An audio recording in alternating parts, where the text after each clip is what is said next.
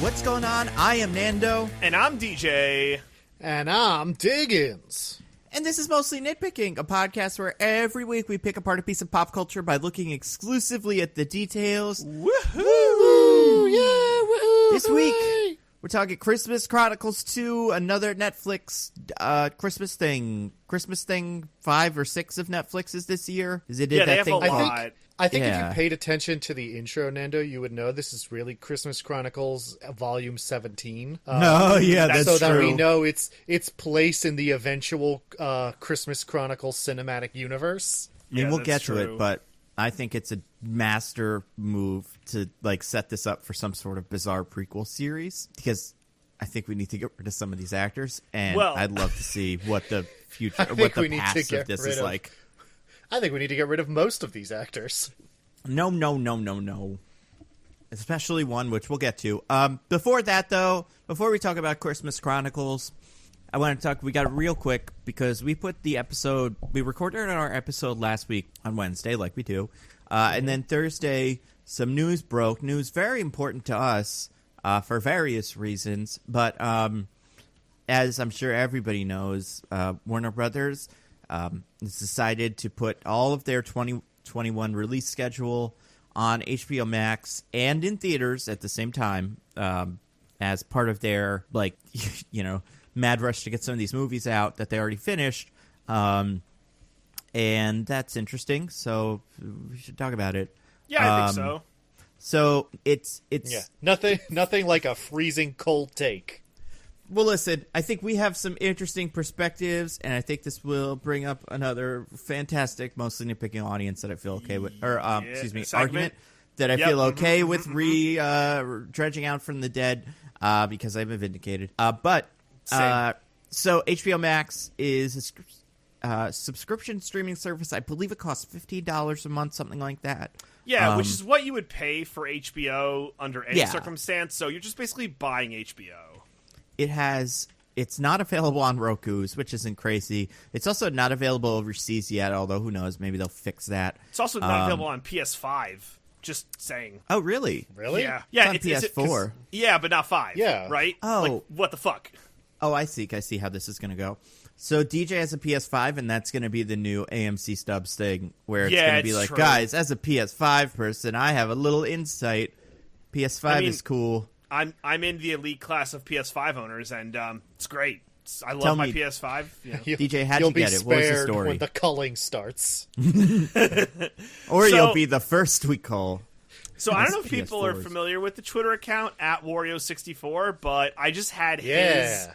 tweets set to notification on drop day, and I saw the Amazon drop, and because Amazon has me barcoded and has both my fingerprints, I was able to get a PS5 by thinking about it. So Oh. yeah. Oh. Yeah, if you Now, guys haven't gotten your Amazon barcode and fingerprinted yet, do it. It's awesome. Now, they do say that if you get that, then in 7 years, when the Antichrist's reign on Earth ends, you won't be allowed to ascend to heaven. I know, but this is like a now solution, so I felt pretty good about it. Okay. Yeah, that what are makes the odds sense. any of us are going to live another 7 years, plus however long it takes for the Antichrist to come up, A Yeah. lot of other stuff. The Antichrist is going to have to compete for our attention once this all gets going. Speaking of, Antichrist, so yeah, it's not on HBO Max, so it's an app. Yeah. It has nothing but bad original content, and The Flight Attendant, which I don't hate. Here's the movies that they will have. Well, actually, that's not fair. HBO Max also has all the great content from the DC one, which I'd say, if they were smart, they should have just made And HBO from content, HBO itself. but like original content, so stuff you couldn't watch on the HBO app pre-HBO HBO Go? Max. Yeah, like Okay. when it came to But there their is no more originals, HBO they're- app now. right? I know, but I'm they saying all like rolled it into one thing. the things that I would like. I'm assuming Doom Patrol does not play in the HBO channel, nor does Flight Attendant. I don't know about Raised by Wolves, but that's bad. So that is bad. A couple of the other ones they made are not great. I know there's one that's like about a cult people like. I know there's one about Nicole Kidman some people like. So, it's not the worst thing in the world, but I think Doom Patrol's, from what I understand and what exists on the network, the most widely, like, everybody's like, that's pretty good. And then the Harley Quinn show is also great, and those two things are borderline HBO Max exclusives that I think they would have been smart to save for HBO Max's launch. But anyway, Warner Brothers is going to release all of these movies on HBO Max. So I have a list. You guys ready for the list? Yeah, can I react in real time? Like, yay, boo. Yeah, let's do that. Tell me if you'll watch it on HBO Max or not, or go to a theater, or just probably skip it in general. We know the theater answer. I'm never going to a theater if I'm afforded the other answer, option ever again. Okay, that's a bad dynamic because the answer is we're going to see all these movies because we're going to do podcasts about them. I don't know about all of them, but yes, I think so. How about this? Would you rather go to a theater or watch it in your house in like 2019 conditions? I'm going to do my yay, nay, boo. I'm refusing to play the game. Yeah, like to say if we lived in a pre-COVID world. Anyway, all right, here's the first one. Mortal Kombat. There's absolutely no way this comes out in January because there's nothing. I haven't seen a trailer. Unless they're going to surprise us with it, who knows? I'm going to say yay. I think a Mortal Kombat movie could be cool. The Little Things. I would stream Mortal Kombat. Stream. Yeah, same. Little Things. Denzel Washington, Rami Malek, Jared Leto. It's about a serial killer or something. Skip. I would stream it. If I heard really good things, I'd probably watch it. Tom and Jerry. Oh, theater, baby! Oh, my God. Yeah, samesies. Have you guys seen the trailer? Yeah, I like it. I think it looks good. I think the animation style is what they should be doing. I agree with that. I'm with you there. I think it looks bad. What's bad about it? It's just Tom and Jerry. They're gonna punch each other and stuff, and he pulls the mouse hole to the left, and he hits the wall. That's all you need. It's what the people are doing. It's like too campy, and not too campy because that's what Tom and Jerry is. It's too like I don't know, like stupid. I don't know. I just didn't like the trailer. I liked them. Right. I didn't like everything surrounding them. Moving on. I mean, listen. I actually haven't seen the trailer. No, you should watch it. Well, the animation does look good. It legit they hand animated them, but with a lot of shading, so it's like kind of looks more real than like a flat animation, but it doesn't look like obviously it doesn't look like Sonic the Hedgehog, but it also doesn't look like Looney Tunes Back in Action, where they're like awful CG models. Here's your stars, guys. It's Chloe Grace Moretz, Hit Girl Zone, Michael Pena, Chips' Own, Rob Delaney. We know him as the guy from Deadpool with the mustache, Deadpool 2. And then Colin Jost, Scarlett Johansson's husband, the luckiest man on earth, as we say. Oh my God. Not because she is married to her. Like, everybody that's married to her doesn't become the luckiest man on earth. But should the host of Weekend Update marry Scarlett Johansson, he is now the luckiest man on earth. Should anyone from Staten Island marry her, luckiest man on earth. Anyway, yeah, it looks fine. How about this? Many Saints in Newark. This is The Sopranos. A prequel show starring Michael Gandolfini, Ray Liotta, Vera Farmiga, and John Barenthal. Hard pass. I think I'd skip it. I've never seen The Sopranos. Yeah. None of you guys have seen The Sopranos? Nah, I lived it. I know it was before our time, but I'm from Jersey. I went back and watched it. I lived next to that strip club. I have no interest in watching other people go there. I would never go there myself. Seems awful. I would like to watch it. I just haven't. Because I'm horrible lazy It's on HBO Max. Yeah, baby. And I would say, like, my sisters went through it, my sister has went through it recently.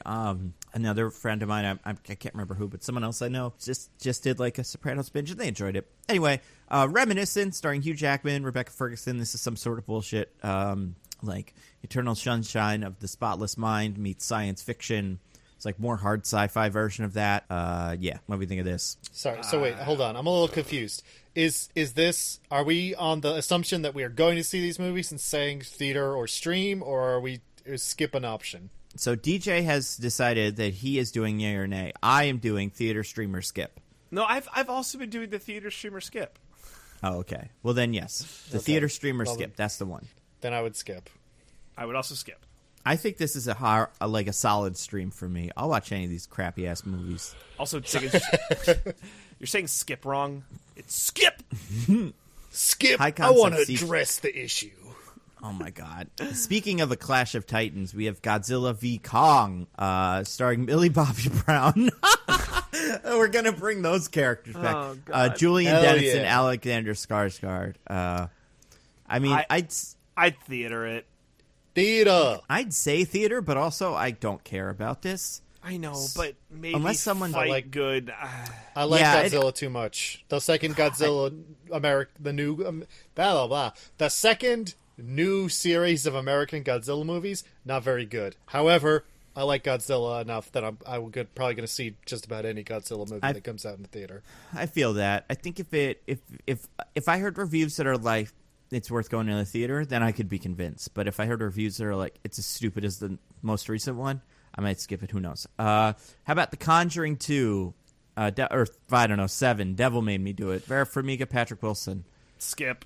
Another one of them. Yeah, same. Just In the Heights. Not my thing. Oh, it's the one Hamilton's Skip. own, right? No, but he's not involved. Yeah, exactly. Yeah, so I might watch well. it.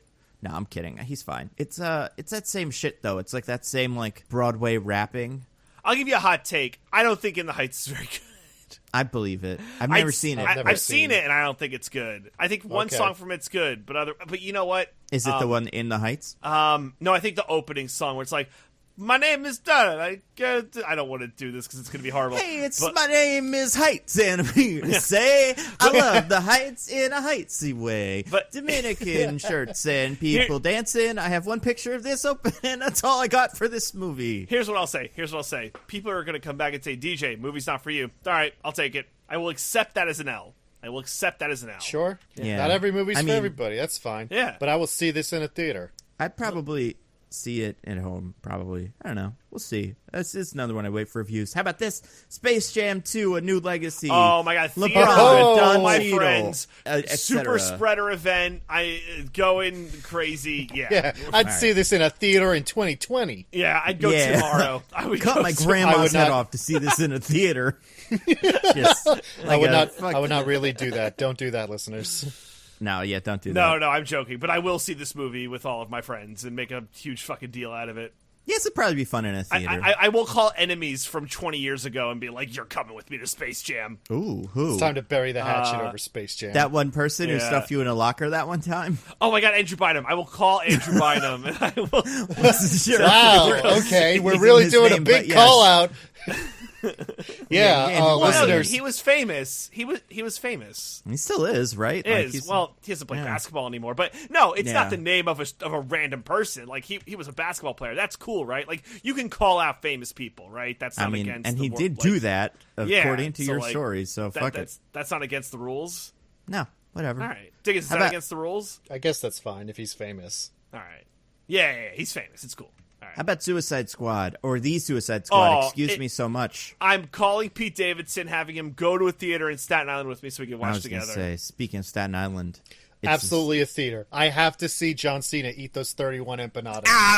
Yeah. I hope that's the. What if that was the bloopers that like showed in the during the credits? If it was just him eating empanadas, that's so much better than post credit scenes. I'd watch that in a heartbeat. Yeah, it'll be fun. How about Dune? Theater. I don't Give know. me that Denis Villeneuve weird sci-fi. I want it. See, this is where I think me and DJ will split from Diggins. I think if I'm watching this movie, I might need to concentrate enough that being at home Yeah. will give me an extra helping. That's the exact opposite for me. I will not be able to concentrate at home. I concentrate way better in a theater. See, Diggins, that's because you live in the magical land of No One Disturbs Youville, Yeah. where you don't No, have Snapchatting you teens. live in Spider's Nope. George world of Nope. statistical anomalies. Nope. Both of us, we can't both live there, Diggins. It's not possible. Yes, it And is. no- It's a statistical anomaly. That's the whole point. For both of us? Like, come on, bro. Like, I mean, listen, we'll get to it. We will. I Yeah. promise. I'm gonna skip a couple because who cares? And there's not too much information. But I do want to get Matrix 4. That's a theater for me. yeah, theater. Love the Matrix movies. Strange. Really? You're not a big fan of the never Matrixes? I've only seen the first one, and it's good. It's definitely Can I- good. Can I deliver It's- another hot It's take? just not a big thing to me. Sure, DJ. I don't think that the second and third Matrix movies, like, as a whole story, are terrible. I know people are like, Matrix 1, on its own. The other two suck. I like what the other two do with the story. All right. So... There's some things about it. The Matrix 2 and 3 definitely feel like a movie designed to continue a story that was completely finished in the first movie. Yes, and sir. be like, wait a second, what if there's other people that were alive before? And it's like, I don't Yes, like. sir. Only other one I want to do here on this list. You know what? I'll do this one too. It's screw it. Never mind. Judas and the Black Messiah. Daniel Kaluuya, Lakeith Stanfield. It's about the Black Panther Party and all that stuff.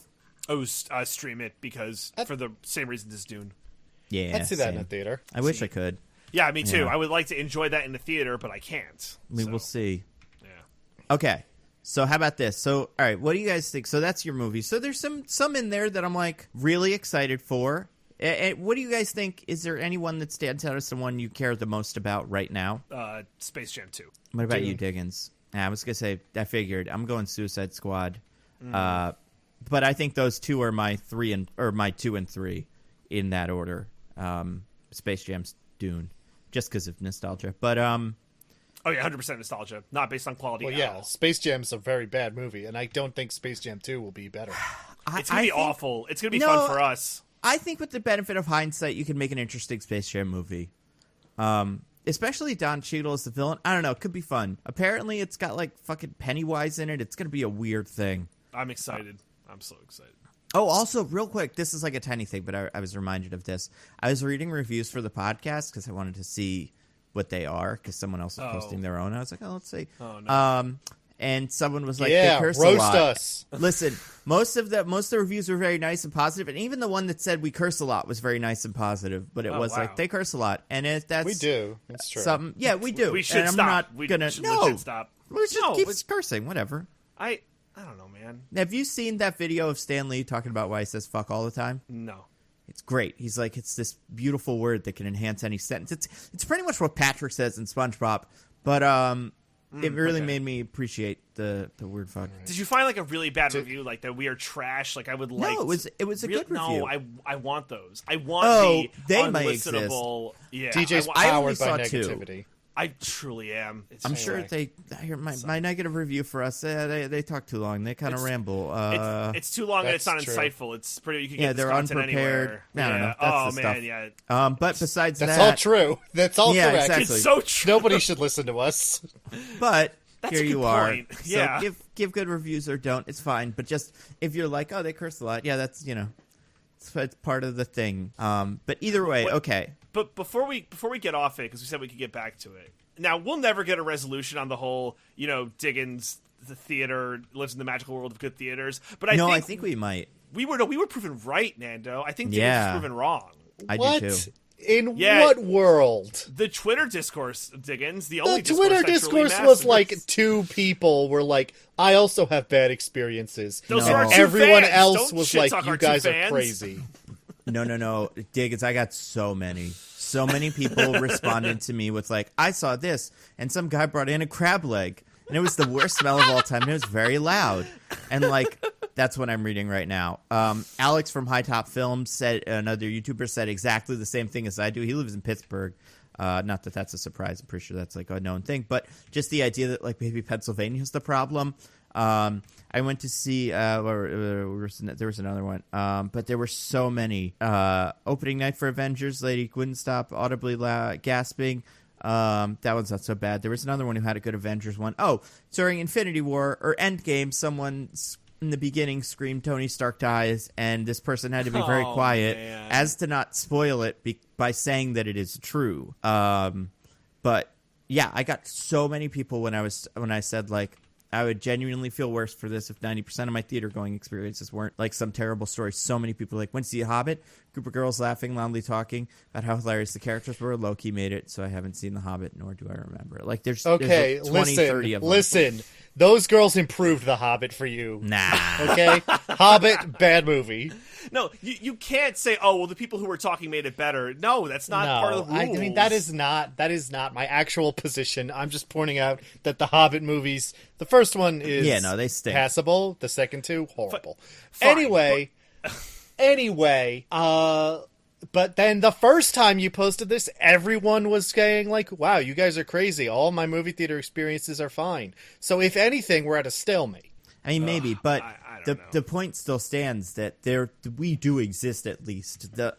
Maybe we are not the majority. There are of the dozens people. of us. Yeah, there are dozens of us. Not a And- statistical anomaly, though. Let's be very clear. Right, and for me, this announcement is a humongous win. First of all, I think the movie theater business is fundamentally broken in general, but also I'm so excited to watch these movies at home and like it's gonna be so great to watch like a movie and just not have to worry about if some kid's gonna bring his fucking iPad, and if I have to tell his dad that the kid is being bad, like if I have to make that judgment, because that's a tough one, you know. Or the constant like shh, shh, shh, like none of that stuff. Like I'm thrilled. I didn't even think about the spoilers, but I legit got nervous when I saw Endgame because I was in Phoenix and I saw it in a huge, humongous theater, and there was a couple in front who were talking, and it was dumb. But I was like, I'm going to get spoiled. I'm in a metropolitan city seeing Endgame. I'm going to get spoiled. Yeah. And I luckily didn't, thank goodness, but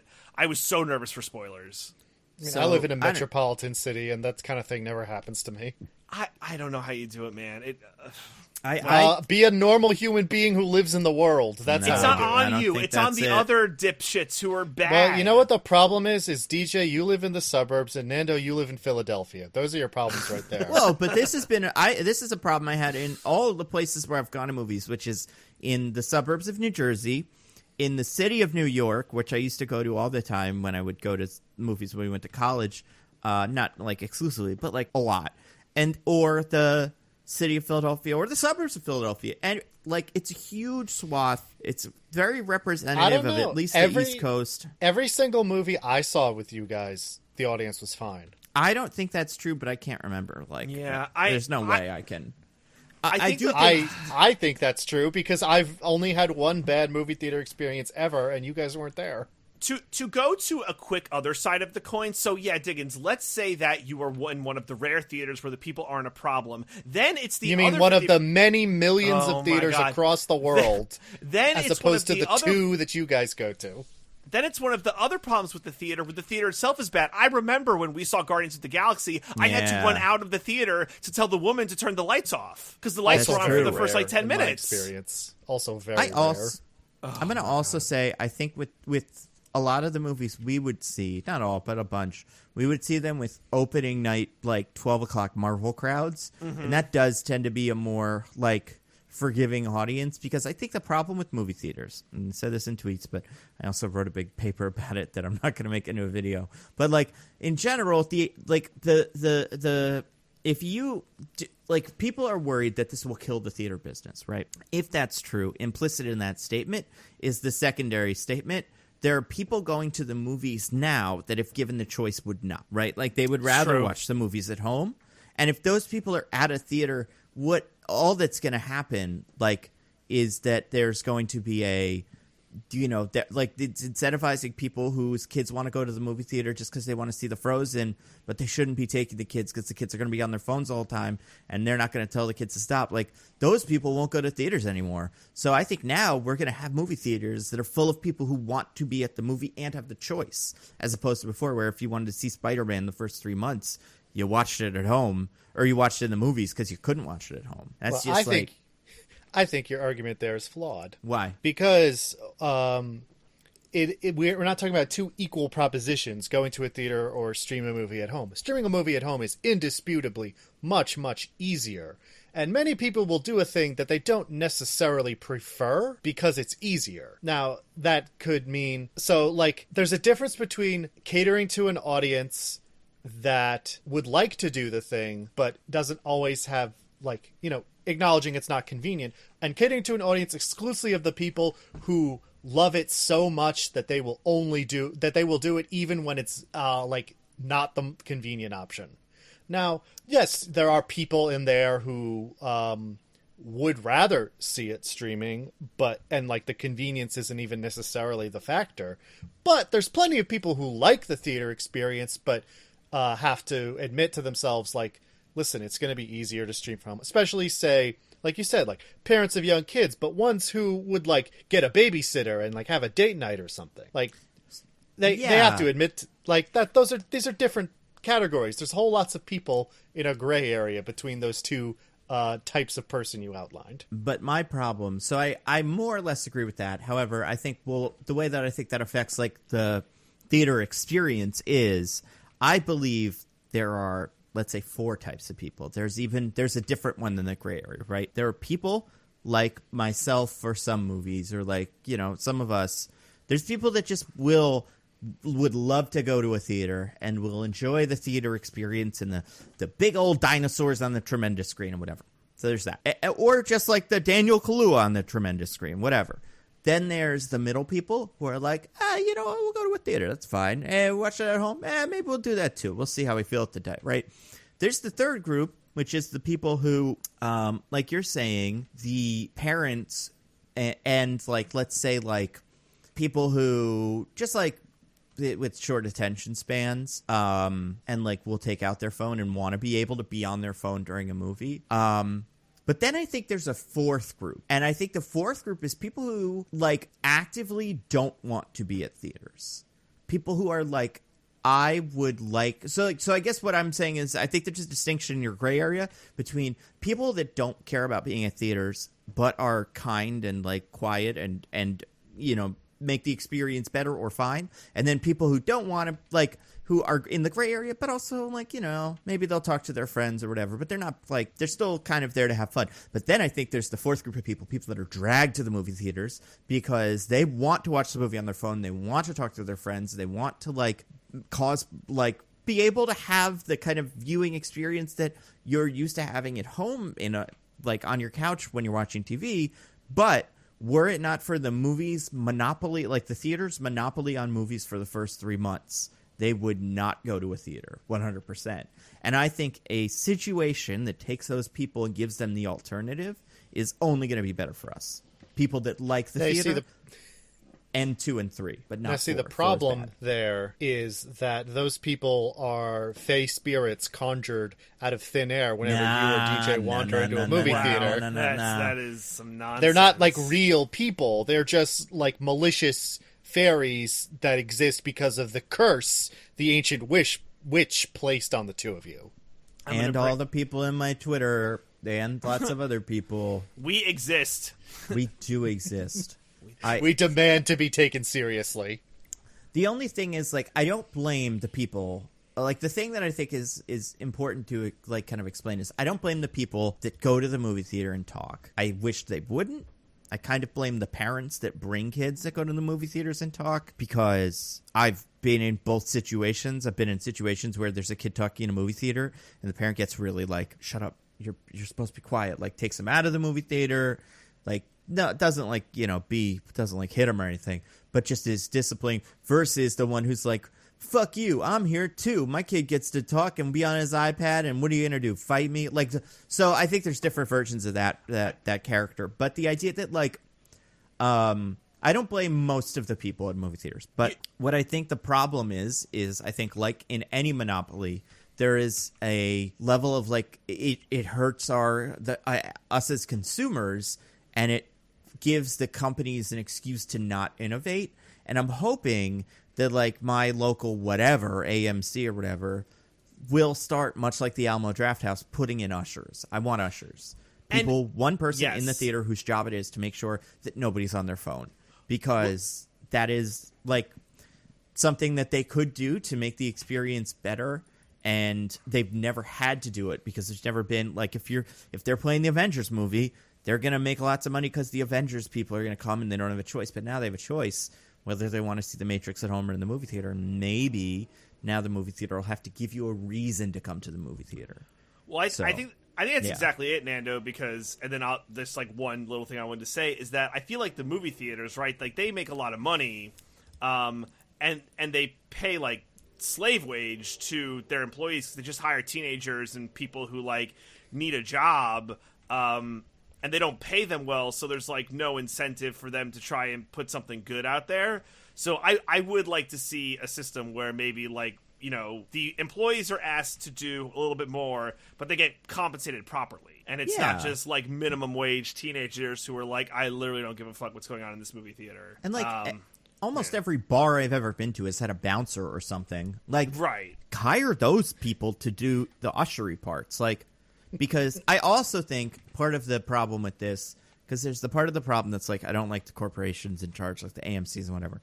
I also think this is, and not to get too political here, an American problem more than a lot of other places, because we have guns.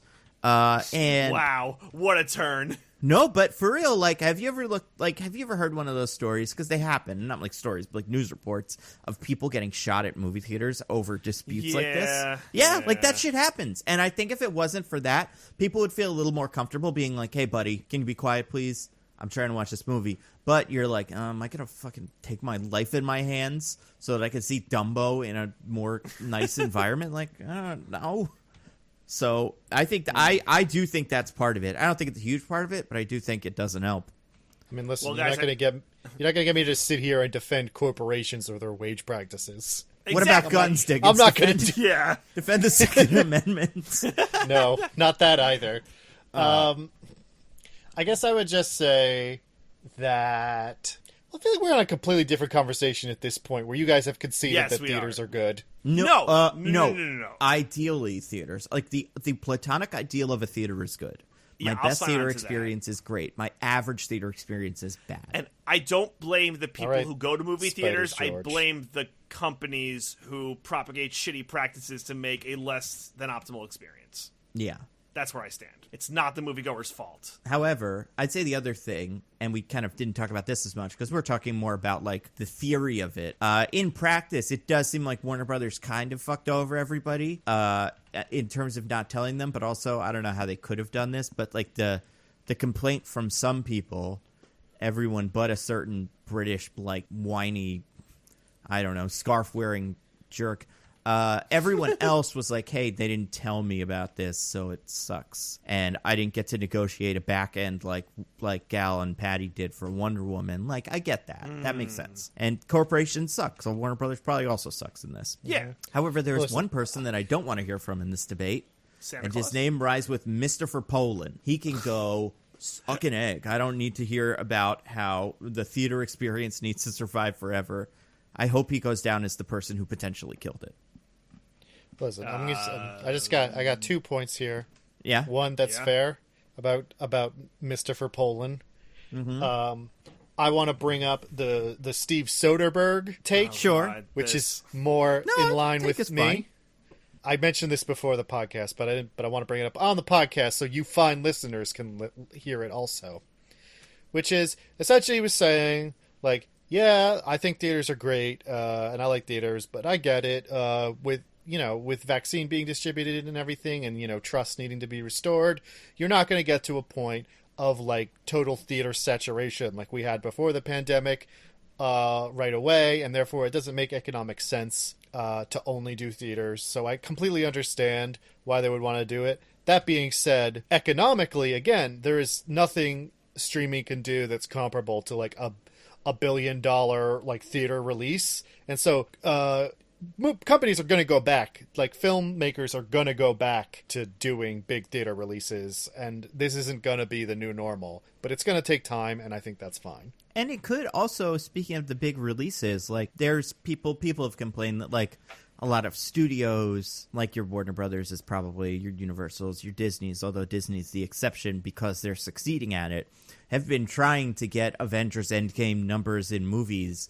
and that's forced the average, like, the blockbusters have cost hundreds of $1 millions to make, and like if you don't have movie theaters for that, you're not going to make that back. But maybe now a $20 million movie, a less risky like a more risky project, but like something that's not the most expensive movie ever made, there's like a little bit more room for those kind of movies, and those movies are good. So it's nice to have like more. I think Netflix has been doing a pretty good job with that. So maybe seeing another big player like HBO get in on it is could even make things better. But yeah, I would like to see the like return of the $30 million, $40 million movie.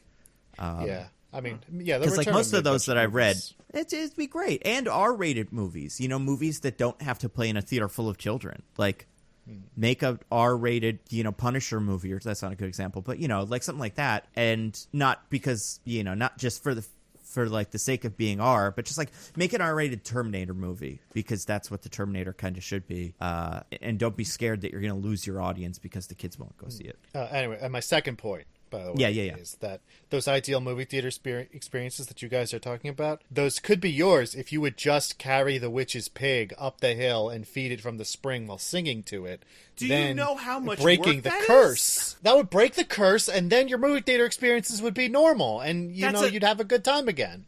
That's a huge ask. That's a huge ask. Yeah. I don't have I'm time. just saying, if that's the theater experience you want, you just have to carry the pig up the hill. And you sing this to it when while you it had drinks a the little water. pig, but I have a large pig now. Yeah, my pig is so big. I feed Remember it when so people much. thought there were teacup pigs and it turned out to just be babies? That was funny. Fools. Speaking of $30-40 million movies, you want to talk about a the $30 or Christmas $40 million movie? Yeah. Is this actually one of those? It's got to be. It certainly looks like it. Yeah. How much movie? Wow, How much money this doesn't look like foreign country. Yeah, well, that's because we're using a set in, like, Vancouver. Yeah. I mean, Netflix is so touchy with, like, budgets and stuff that I doubt we'll ever know how much this costs to make. Or more, I guess, how much it made or how many views it got. But I wonder... Yeah, they usually release budgets. They just don't release, like, box office equivalents. That's true. Let's see if I can find a budget for this. But yeah, this movie couldn't have cost more than $100 million to make. I would wager... Do we all want to take a guess before one of us looks it up? Yeah, I haven't looked Yeah. yet. I'm going to say 40. I think that's high, honestly. For I'm one going to say star. 60. I'm going to say Yeah. 60. You're going to say 60. Oh, DJ. Oh, man. I was going to say 50, but now I'll sound like an asshole if I do that. No, do it. No, I think that's fine. Yeah. If All that right, was I'm what going your guess 50. was, go for it. Yeah. Okay. All right, I'm We're looking gonna it go up. Box I have Office the Mojo, which tends to be the best for these. Or Wikipedia, right? I mean... Wikipedia maybe. doesn't have it listed, actually, so you keep going with Mojo. All right, I don't want to go on IMDb because I don't want to get spoiled for our next segment. Yeah, that's Although, true. That's true. I bet this will be the easiest IMDb summary ever to guess. So it's not in Box Office Mojo, so I'll go on IMDb, which is owned by Box Office Mojo, so who cares? Let's see. Just be the other way around. It is. It's so stupid. Oh, sorry, yeah. I mean... Yeah, Box Office Mojo got bad when IMDb took really it over. did. It used to be so well organized. I don't see. It's a possible budget. Netflix has not released it. Yeah, I Well, don't. that is not typical, I would at least say. on the IMDb, it does not currently exist. I want to go to a different movie with Kurt Russell, and then see if like That'll something that tell released in us. theaters, and then see if I can find it there. Like, just see if I can Control F budget, and then that comes up. Yeah. Because I think, it usually does. This one doesn't, and it's because it doesn't have a box office section, which is where that part of the IMDb lives. So the only other thing I can do, and I'm going to do this, Is Christmas, call Mr. Netflix. He'll Yeah. tell us. He tells me every day my subscription price is going up, so Christmas sure Chronicles 2 budget. he'll let me You know said the you didn't Christmas- find anything? Oh, okay. Wikipedia. Or not Wikipedia, excuse me. Financial information. Okay. Yeah, nothing. They may have hidden it. You know what? It was too much money. They're like, we can't let everyone know. We Yeah, spent $250 million on this movie. If this website doesn't have it, I doubt it's out there. But yeah, there's no way they paid more than $40 million for this movie. No, we don't know Kurt Russell's contract. Maybe he really, really, really got paid. I'm guessing, I don't know. I have millions, to imagine but that nothing- a large part of the budget is just paying him. Well, he's also a producer on it, so they might have draft up a lot of his salary and like residuals. But then beyond that, it's like, where's the budget? And I know one person may have gotten some, but we're not going to say him yet, but we'll talk about it. Santa Claus? No, hush. Yeah, the real Santa Claus. But guys, we're gonna do a thing. First, we're gonna do a new segment, and then it's called. And then we're gonna do the IMDb segment before we talk about it. But I want to do a new segment. It's called Diggins didn't watch the movie before this, so I want Diggins to try to summarize Christmas Chronicles 1 Yeah, based off boy. of information in Christmas Chronicles 2, and maybe your excited. passing knowledge of what Christmas Chronicles 1 was when you saw trailers. What do you think Christmas Chronicles 1, what happened in it? Okay, well, obviously, the main character of this one, the little girl, Kate, met That's right. Santa. And her older brother did too. They come from a family of true believers, and Christmas cheer seems to power him. So I'm guessing wow. the conflict of the first one involved a shortage of Christmas cheer, and her Holy being shit. a true believer was important to being able to power things back up, but her brother was more cynical and he didn't follow the family tradition of true believers. So like his subplot was becoming a more sincere Christmas true believer kind of guy. And I mean, they bill this as like the action movie Santa, which I don't think is true based on this movie. Nope. But I'm guessing there was some kind of like supervillain who was trying to destroy Christmas that they were fighting. That was less. You were like really good up until that point. You were really on. Well, I think there's one big detail that Diggins has not hit on yet that I don't think you would get from Christmas Chronicles. Okay, 2. I don't think Bob was in it at all because she said they were dating for 10 months, so that must be a new thing. New. I wish Tyrese was in the first one. Let me think. Oh, she hadn't been to the North Pole, so it must have been at their house or something. It's but in she a lot was of to places. she was to the Hall of Letters, so he showed them letters that they had written to him to prove something or other, and that was part of like the Christmas magic, where brother was like, "Whoa, I can't believe it. Look at my sincere wishes as a child. How did I become so cynical?" Yeah, that definitely happened, but I think that did happen in the North Pole. But just yes, that one but building. she said she wasn't in any other part of the North Pole. Yeah. She didn't see the How rest did they? of it. Okay, so obviously they Diggins used the are close. wormhole technology that exists in this movie to get there. So yes and no. Here's the big question. Okay, so what's like the? So you're saying like Christmas cheer is like the conflict of the movie. Mm-hmm. I'll give you like a hint. That's not it. Something else happens that throws everything off. Christmas cheer is like part of it, but where does the problem lie? Well, so it's a problem Christmas cheer can fix, but it's not a lack of Christmas cheer as the main driver. Then No, that's not why everything kicks in a gear. okay. I think that like Nightmare Before Christmas, somebody shoots a heat-seeking missile at Santa's sleigh. So Diggins, I'll be honest, you're not super far off. It's a sleigh accident caused by the children. The children sneak into Santa's sleigh in an effort to prove something to each other. Mostly the girl, whatever her name is, Jen. Kate. You said Kate. Yeah, she's the worst. So she's like, "I'm gonna get Santa's sleigh," and the brother's like, "No, we're not supposed to." And then they scare Santa mid-flight, which causes Santa to not only crash the sleigh, but lose the reindeer and the warp drive necessary to power the sleigh. So that's kind of course. Yeah, I know. That's kind of where it goes. There's no villain. It's a lot of like, it's a lot of just like, kind of we got to find the thing. There's like cops that make it difficult because like they at one point Santa's arrested. Oh, that's what the cops always do. Yeah, right? yeah, exactly. Now, I will say a lack of belief in Santa is part of it. Yeah, at a certain point, Santa realizes that he can use Christmas spirit to power his sleigh. Yeah. But it no longer exists. That's how he gets out of a jam, is to try and, similar to this movie, elevate the Christmas spirits. That's why you were, like, close there. And, yes, there was the dynamic where the brother's like, and the daughter's like, I believe. Like, that whole thing was there. It's funny because the brother's way more of a jerk in the second one, or in the first one. He's so mean. And I don't know what it is. I think this actor just doesn't have time for these movies anymore because he is a far more compelling character than the sister, just because he doesn't believe in Santa Claus. Now, the sister has a different arc in this one, but the idea that, like, you know, you're not a true believer going to Santa Claus, that's like what a movie is. She's just this kind of unstoppable force of yes that keeps the plot moving in you know, situations where it probably shouldn't. But yeah, you're not super far off. You want to guess? I thought it was really good. No, I think so too. How about this one other question, Diggins? I'm not going to say whether you're right or wrong here. Based off of this movie, from what you've seen, what do you think my, and probably DJ's, but I don't remember, favorite part of the original was? Obviously the scene where Kurt Russell did an extended musical jazz solo in the first movie. How did you It's know? the best one. It really is. Because it was the best part of this movie, obviously. It's so funny. He just loves Elvis so much.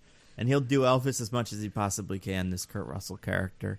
In the first movie, it's more Elvis than in this one, but in this one, you still could tell that's his one speed for singing. Yeah, so that's pretty much Christmas Chronicles 1. I'm trying to think of any other details. I mean, the elves are homicidal.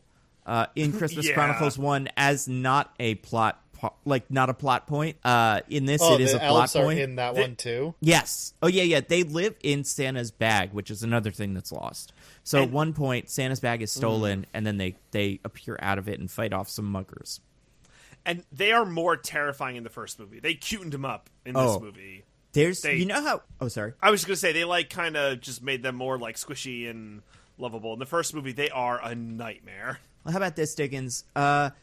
Based off of the elves, and so let's try this.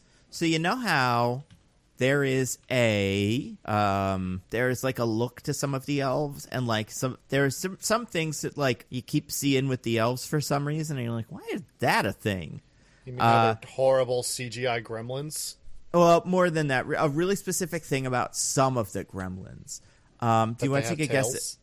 No, it's worse than that. Do you want to take a guess of one really bizarre thing that they try to do? And it's a thing that I'm like, yeah, this makes more sense if you've seen the first one, but that's something that's like pretty weird in that one, and now they just have to turn it into canon. Who is the they in that sentence that The they elves. try to do? The elves. The elves have like things that they did. And it's reflected in this movie in a way that they're trying to clean it up? No, it's almost like, I'm trying to think how a way to describe it.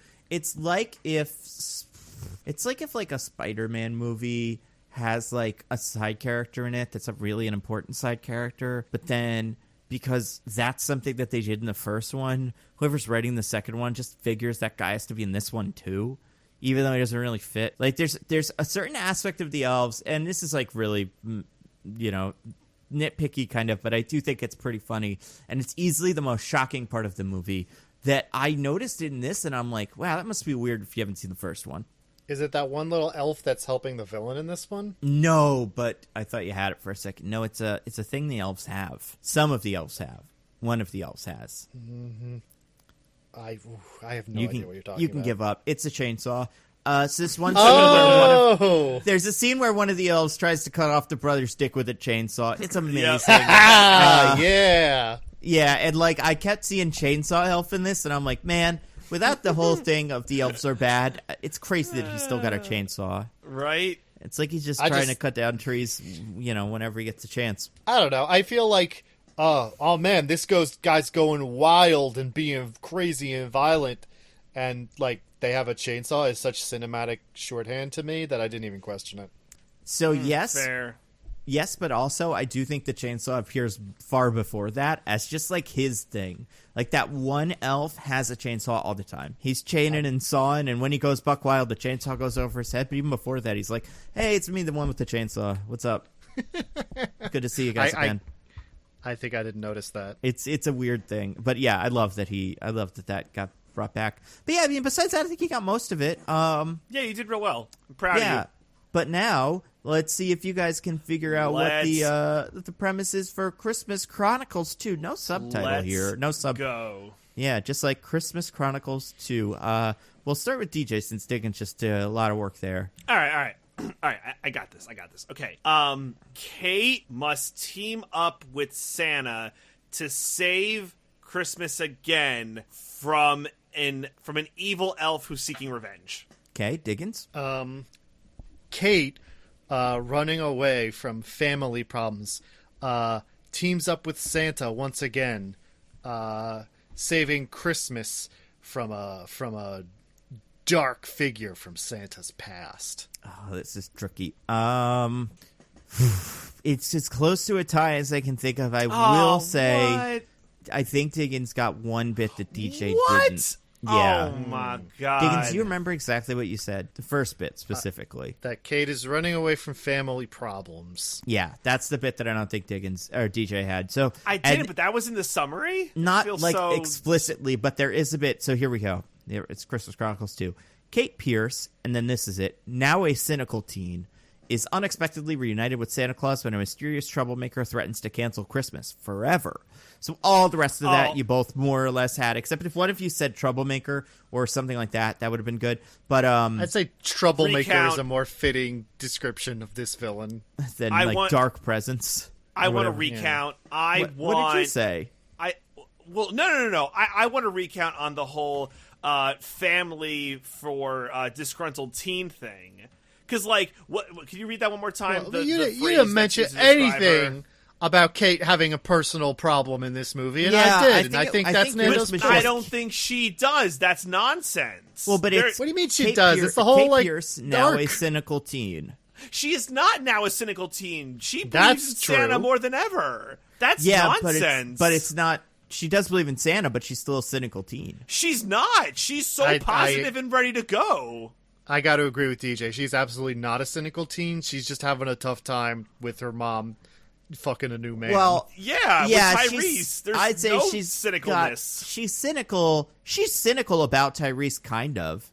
No, she's not cynical. She's a little skeptical, maybe. But if it was skeptical teen, Kate, now a skeptical teen, I feel like those have to it. be synonyms of each other.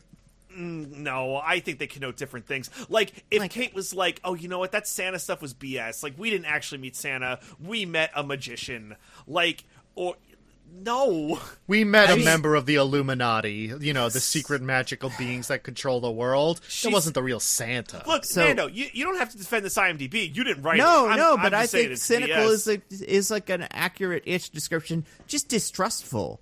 Like, she doesn't like him. But she's not distrustful of anyone besides the potential stepdad, who she's distrustful of for a very specific emotional reason. Not because she's like a hormonal teen. Oh, and I guess like he's evil or anything like that. Sure, I'll give you that, but I think she is still her issues drive the plot. Her insecurities and like her problem with the Tyrese drives the plot forward in a way that I think Diggins was able to like hint at where DJ was not. I'll take the win.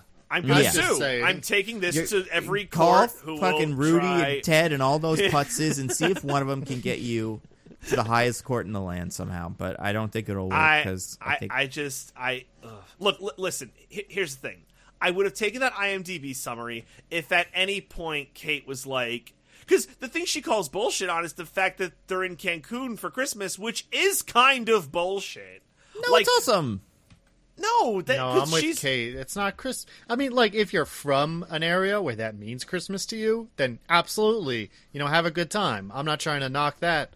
But if you're from Boston and Christmas to you means, like, snow and everything, then, like, yeah, it feels wrong to be at a beach on Christmas. Tyrese is not from Cancun. He took them on a family vacation. Like, I'm just trying to be careful to say that other people's Christmas traditions, based on where they live, are not invalid. But if you're from an area where Christmas means, like, winter wonderland, then it makes total sense to be like, this beach Christmas is bullshit. I will say that I feel like the thing with Christmas is snow and stuff in popular, like, media. Like, as an example, even in fucking Disney World, which is in Florida, which never has snow for Christmas, they, like, have fake snow pour for their holiday They parade. pipe in the elf cannon snow. Yeah. So, like, I will say that it is kind of bullshit to be on Cancun on Christmas. I'm sorry if that triggers you. DJ. If you want to cancel me, fucking cancel me. Cancel DJ, everybody. I'm salty. I'm salty about this loss. The libs don't want to admit it, but Christmas in Cancun is garbage. In all seriousness, I'm tired of this war on Christmas. In all seriousness, they do raise the point later in this movie about how Christmas can be anywhere. It's just who you're with. I'm all about that. If you live in Florida, because I think Roger's one of our biggest fans, lives in Florida, so snow and Christmas, that's bullshit to him. So not trying to offend. Just, listen, I'll give it to Diggins because he didn't buck the horse. He kept with the system that no one bucks the horse him. When they win. Yes, exactly, because he won. And that's partially why he won, but also because he was the most right. I would say, I'd say this IMDb summary could be more accurate. However, I get what it was going for. Listen, Christmas Chronicles 2. So it stars. Who does it star, you guys? Kurt Russell. Kurt Russell is Santa Claus. Goldie Hawn. Golden Haunson is Mrs. Claus. That's her name, Tyrese. right? Okay, listen, we'll get to Tyrese. Darby Camp is Kate, and Julian Dennison is Belle Snickel. and then Jazeer Bruno as Jack. Those are your 5 leads. That was Russell from Deadpool, right?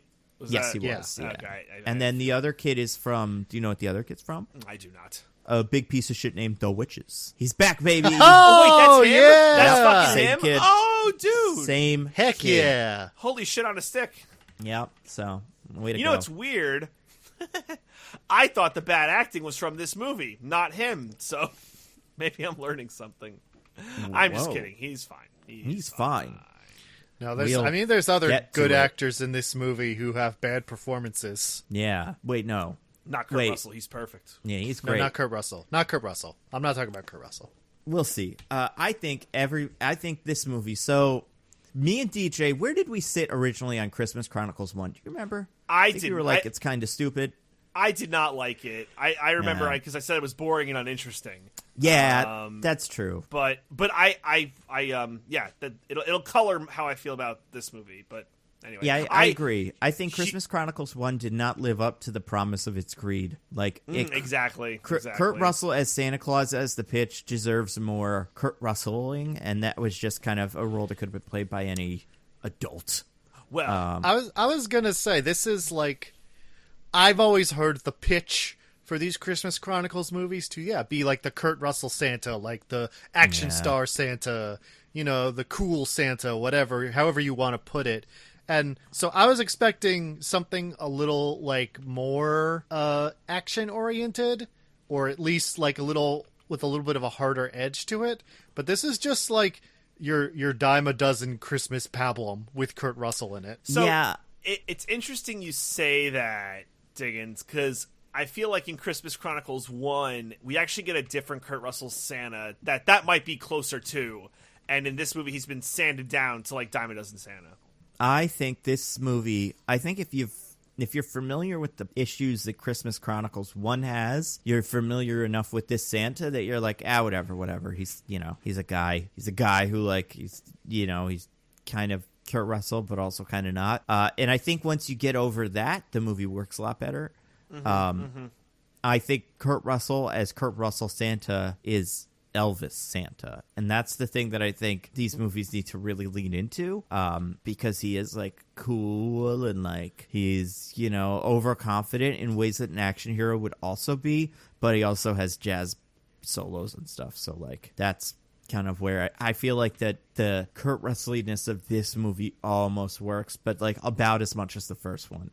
I'm not as shocked by it because I saw the first one.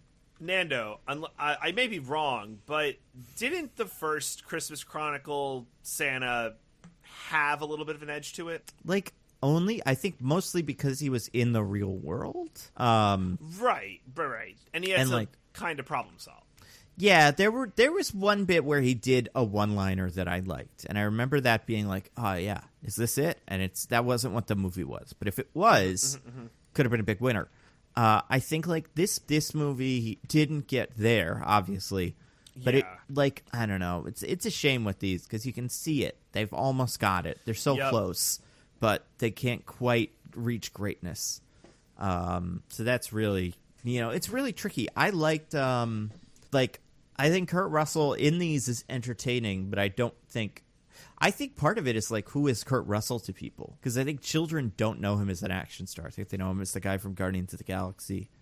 And like, he's kind of that. He's like a dad Santa. Maybe that's what he is. I'd say he's that in the original, but way more in this. Yeah, what he is he's the most generically written Santa possible, but you cast Kurt Russell, so he brings his natural charisma, and that helps a lot. And then also you give him one fun musical scene. And I think this Santa is kind of a jerk in a way that your traditional Santa story would have Santa be like a kind of all-knowing, never wrong kind of figure. This Santa is like almost, he's not quite your Tim Allen Santa Claus, but he's like he's got issues he needs to work out. Did you guys see that what the hell was his Tim Allen's new show? Last Man Standing. Last Man Standing. Tim Allen is going to meet Home Improvement Tim Allen. And they're going to bang, I hope. If only we're so lucky. Oh, okay. Well, that podcast joke has already been made, so we can't go down that road. Womp, womp, womp.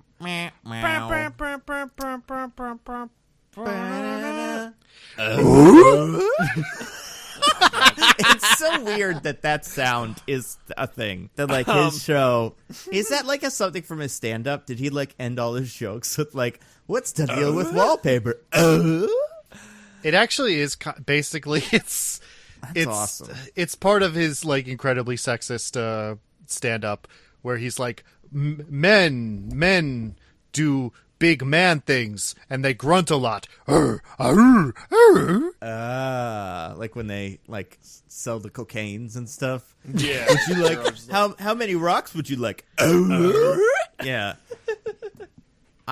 Listen, Santa Claus is a fine movie. Toy Story is a fine movie. He seems like a real weirdo, but who knows? I will say this movie is not nearly as complicated as the Santa Claus movies. No, it's much more paint by numbers, which is like probably an okay thing. There's a lot less complicated legal theory going on. Yeah, exactly. A lot easier to follow. However, there is some things in this movie that I do think are a little like, wait a second, is that a rule of the universe here? That's a little weird. Where are we going here? But it's, more or less I didn't mind it.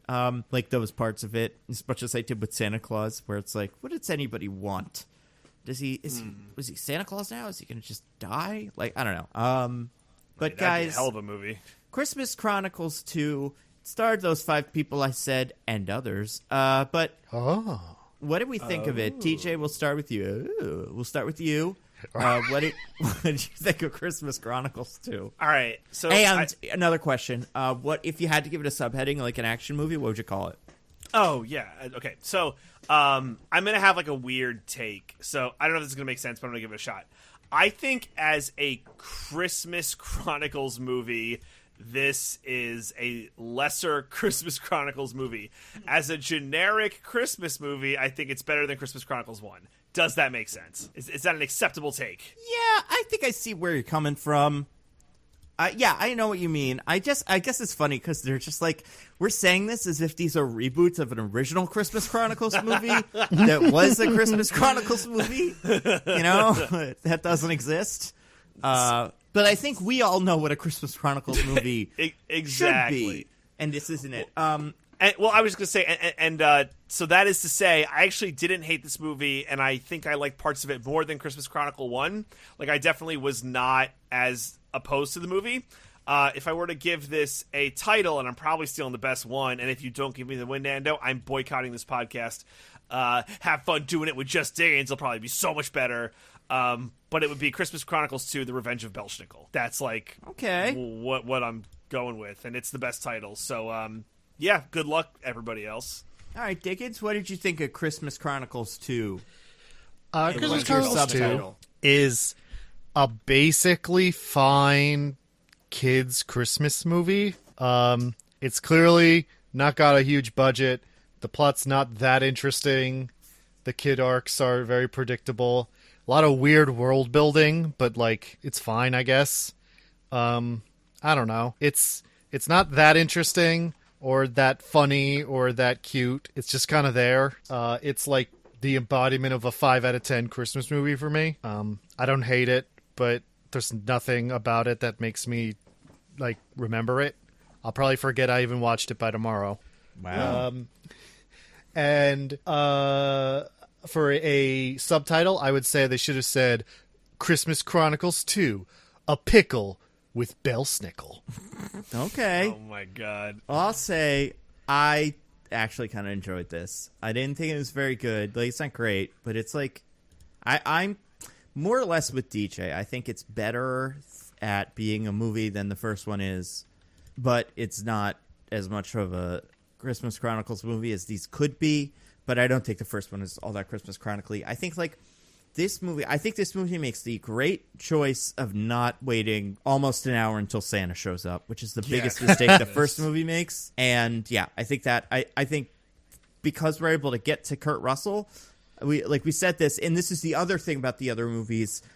They frequently split Kurt Russell up from the kids. So there were Kurt Russell scenes and kids scenes, and the kids scenes were whatever, and the Kurt Russell scenes were pretty good because he's a professional actor with years and years of experience and charisma, and he's great. So I think this movie had the same kind of issue, or like had those issues dealt with. Like He was in it most of the movie. There were bits that he wasn't in, but that was like mostly the little Belle Snickel guy or the other kid, who I thought was fine. I thought most of the new additions worked. I didn't hate it. I liked it enough that I was like, I was happy to. Are you sure? Not like, you sure you liked it? Yeah, I wasn't happy. You sound like it. you're not so sure about it. Well, no, okay. So I went to watch this movie on like a night after watching a movie that was a real bummer. And I was like, yeah, this is a fun little Christmas movie. I think Christmas movies, there's some really, really good classics, and there's a lot of other ones that are like fine. This is fine, but I think I was pleasantly surprised by it, having seen the first one. It may be different for you if you've seen the second one, or if you haven't seen the first one, you're just starting with the second one. But like, I think I was expecting it to be a little less good. So yeah, that's the thing. And I mean, it exceeded my expectations for what it's worth. And I think I would call this Christmas Chronicles Escape from North Pole or something like that. I think I'd go in a Kurt Russell direction with it. You're all wrong. Even though that wouldn't even be right, because like we said, it's barely an action movie. The other one I was working with was Big Christmas in Little North Pole, but that didn't make much sense either. I think as a sequel, this movie is functional and I think it solves almost every problem the first movie had. That still doesn't make it a good movie in a sense that it's not living up to its full potential. But yeah. All right, got anybody to recommend? No, I'm just kidding. I'm going to talk about the movie. Dude, I would be stoked. I could go play Cyberpunk. Oh, my God. They won't let me play Cyberpunk. Yeah. DJ wants to see those eyes and teeth floating in midair so badly. I want to customize my junk size. Christmas Chronicles 2. We gotta talk about where are our heroes 2 years later, I guess. It's supposed to be real time. It's got to be because the kids are older. Yeah, it seems like it's 2 years later. And I think they say explicitly she's a teenager? I mean, they called her a teen in the IMDb thing, right? So. Oh, well, right. An angsty teen or whatever wrong adjective they used. An overreacting teen. A teen who should just learn to grow up and listen to her parents, Jessica. Yeah. It was, So, like, they're in sunny... Cancun, yeah. Which I have They're in a sunny green screen that's made to look like Cancun. Yeah, it's pretty. They're a sunny Windows background. We get a shot of they're playing Feliz Navidad in like this mariachi band under a whatever like canopy or whatever. Mm-hmm. Do we think that's actually a popular song in Mexico? I don't know. I mean, they play it in America, so. Fine, no. No, I mean that's what I mean. It might just be popular in America. Oh, I'm just saying. I don't know. Wait, are you asking whether Mexican culture, the Spanish language version of like the popular Spanish language Christmas song is played in Mexico? Yes, I'm gonna guess. Why not? You know, I don't think. Do you think we made it up and like we were like, this is America's version of the actual one? I assume someone just said this is the one, and we all went, all right. Feels like something we would make up, but I anyway. mean, I could see that happening too. It doesn't have enough Americanisms in it. There's not enough bootstrap pulling and respect for the troops. It seems like it's from somewhere else. Right. But the family is on some sort of vacation, and we learn that it is a Christmas vacation, not a Christmas vacation. A regular Christmas vacation. Yes, a traditional Christmas vacation. This is it's like a Christmas with the Crumbs vacation. Yes. Or Christmas with the Cramps. Well, I think you're thinking of Christmas. You're thinking of Christmas with the Cranks, right? Cranks, that's what it was. You know who's in that, by the way? Tim Allen. It's that, baby. Do you think he'll get to meet Last Man Standing and Home Improvement Tim Allen's? Oh my God! What if the Santa Claus collective universe merged, and Kurt Russell's Santa Claus had to fight Tim Allen's Santa Claus, and the evil Santa Claus robot from Santa Claus 2, and all this shit. Santa Claus would fill out all the stops. I think we deserve a movie where every single role is played by Tim Allen. Ooh, a Jack and Jill style movie. Oh, the Tim Shaggy Allen. Dog can be back. I love that one. Oh, yeah. Oh, man. Disney has this number for a while.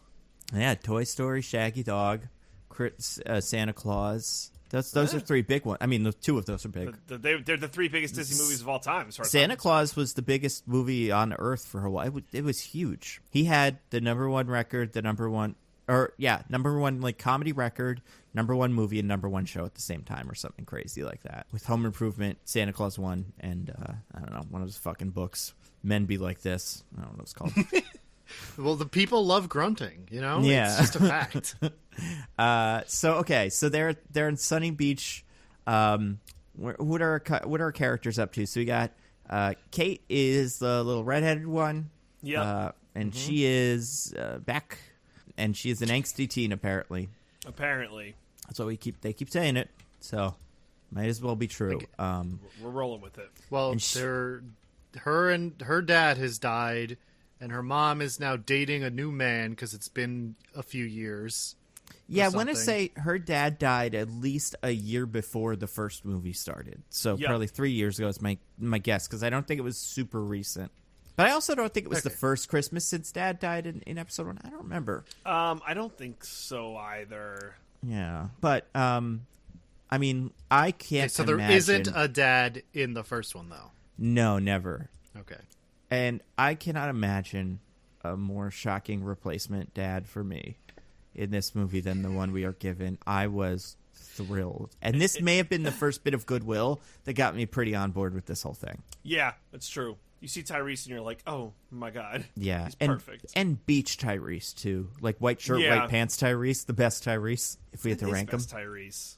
And what's his deal? So he is Bob, and he is just like, I feel like they wanted him to be generic dorky dad, but Tyrese is like, I can only do so much, so you're gonna get this, and it's fine. He's very generic. He's not Tyrese in the movie at all. He's in the movie for a grand total of like 3 minutes, maybe. Yeah. Well, he's just so nice that there's no problems with him. Like, that's his whole thing. He's the perfect stepdad, kind of. He doesn't want to. I mean, he kind of does because he did this trip, but he doesn't want to like infringe on any of the dad stuff, and he's nice and whatever, and he's great. I'm so happy. Perfectly to see him here. fine potential stepdad, so we can be clear that her only problem is letting go of her old dad. That's right. But Tyrese brings along our other new main character. So our first like new protagonist, Jack, played by Jazier Bruno. What do we think of him? Meh. He seemed like standard kid actor, clearly acting, not that great, but he's a kid, so I'm willing to cut him slack. I liked him better in this than I did in The Witches. I mean, sure. I don't know why, sure. but I remember thinking that and being like, this is like, I don't know. I think this movie was written for a child. Maybe that's it, and The Witches was written for no one. But this was like written for like a kid who's like, I'm scared. I gotta be brave. And like that, that was fine. I don't know. He didn't happily declare that he was going to die soon, so I felt like not as positive. Good. Well, yeah, that's true. I mean, maybe they cut that out. Maybe the framing device for this movie is Chris Rock giving a presentation on how. Oh my god! Yeah, on how if we had Santa's Christmas real. Chronicles how they're 17 gonna kill Belsabar or whatever his name is. Belle Snickel. Belle Snickel. Yeah. If we get Christmas Chronicles 27, is it going to feature Chris Rock? Because that's who this kid turns into. I hope so. And he has to kill all the witches with Santa's help. It's established in Hollywood canon that this kid grows up to Chris Rock. Yeah. Yeah. So we got, all right, so that's the family. Mom, by the way, is played by Kimberly Williams Paisley. Her name is Claire. Anybody recognize her? It took me a while to figure out what I knew her from. Couldn't tell you. Hey, you guys watch According to Jim? No. Can't say that I have. So Jim, because Jim is married to a very nice wife who is pretty and very nice, and Jim is a whole big piece of shit. Right. And he like takes her for granted at every turn. Loves sandwiches, sitting around. Because of this relationship and how sitcoms were in the early 2000s, and I'm sure still are today. We needed a reason for Jim to be upset all the time, so we introduced the sister. Who was the hot wife's sister who just hated Jim constantly, and it was her. And she's like always coming around being like, Jim, you're so fat. And he's like, I hate your sister. And you're like, I don't know, man. She's making good points. So good to see her back. She's also in Father of the Bride. That's the other thing she's from. But that's a while ago. According to Jim, is relatively recent. And then we get the brother, played by Judah Lewis, named Teddy. He's from the Babysitter movie, which took me a while to figure out, but he is from those. And what's his deal? He's there. Like, he's just there. He was in the first movie, so he shows up again. Yeah, I think his actor couldn't film it. I think they couldn't get him back. Oh, is that why? I bet that's what they told him. Yeah, I think the Babysitter movie came out this year, like a couple months ago. I bet they could film both at the same time, and they were like, we'll just write in a new kid character to take his place. So wait, is the girlfriend that he seems to have in this movie, was she in the first movie? Doesn't Negative. exist. Yeah. Seems like a Cancun girlfriend. I think he met that girl on the beach, yeah. Might have. Also, like, when the parents were away and the kids were off with Santa, they definitely fucked in the hotel bed. Oh, They were going to F town. yeah. It was Christmas miracle, as we say in the Christmas Chronicles. Because, I think that too. I think it's so funny that we get back to the whole thing, and it's like, Teddy's like, hey, did you do a Santa adventure? And they're like, yeah. And he's like, cool. I don't care. Cool. I had sex. Had a lot of sex. I feel we like all had cool days. We're basically even on this one. Yeah, exactly.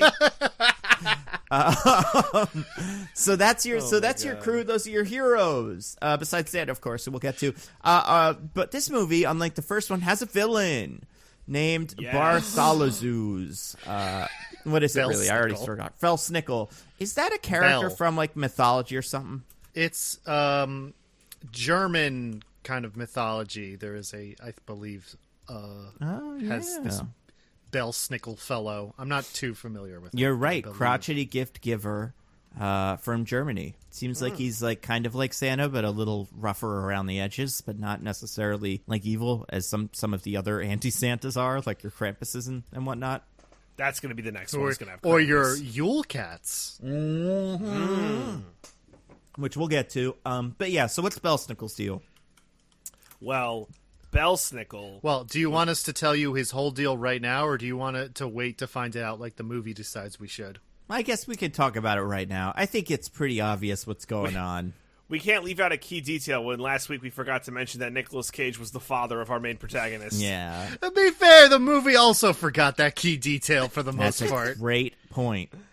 Great point. But yeah, so Belle Snickel, played by the kid from Deadpool 2 and Hunt for the Wilder People, a little Australian boy, or New Zealander, excuse me. In a role that makes makes me look at him and go, maybe you can't act. No, you didn't like him? No. I thought he was In fine this one, here. absolutely not. He was He's terrible. not good. He's not good. Really? Oh, I mean, I didn't think he was great, but I had no problem with him here. He's so one note. He has He's no extremely miscast. That's agree. fair. Yeah. I think that's correct. I don't think he can't act though. I think he's just like, I don't know. I think he's fine. No, I'm intentionally being harsh. The kid can obviously act. He was very good in those other movies.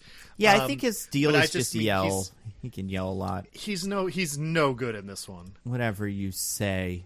I mean, Well, the problem is, so for me, the big problem with this character. You know what? Let's describe the character's deal first. Yeah. Because you did ask that. Okay, so he used to be an elf who worked with Santa, and he was like the most specialist elf who was basically Santa and Mrs. Claus's child, or their surrogate child, however you want to think about it. But when he became a teen, he got really angsty and hormonal and resented how much time Santa spent on Christmas instead of on him. So he started acting bad, and apparently if elves are bad enough boys, they turn into humans. If they break the elven code. well, so it seems like he turned into a human because of how much he hated humans. Seems like if he hated pigs, he'd turn into a pig. Well, Maybe they do say that you turn into what you hate the most, but it Well, seems no, that no, all no. elves No, no, hate no. humans. Not what they said. What they did said they say? was because he broke the code, he turned into what he hated most, a human. Now, that could mean that anyone turns into what they hate most. Or it could mean it's ironic, doing this makes you turn human, and he hates humans. Yeah, that's a good point. You could read that either way. Okay. But either way, he does hate humans, and he happened to turn into one, maybe. Or maybe that was the point. But he's a little, like, kid. He lives on the South Pole. That's a cute little detail. And he is working with an elf that is disgruntled for a reason I don't think we hear. He's working with an elf who's his spy in the Santa organization, and you're like, I wonder if this will be important. And the answer is no. Yeah. Well, why doesn't he turn into a human? How has he not broken Elven code? Well, he's just spying. Apparently, you got to be what is it, like steal, yeah, lie, there are a lot be of rules. envious. Maybe he's like envious and he lies, but he's never stolen anything. I don't know. He only checks 4 of the 5 boxes. Yeah. Something like or that. Or maybe he really hates being an elf, so that's what he transformed into. And he was just like a slightly different looking elf, you know? So so Belle Snickel has a plan to get revenge on Santa. Funny enough, the plan involves the kid.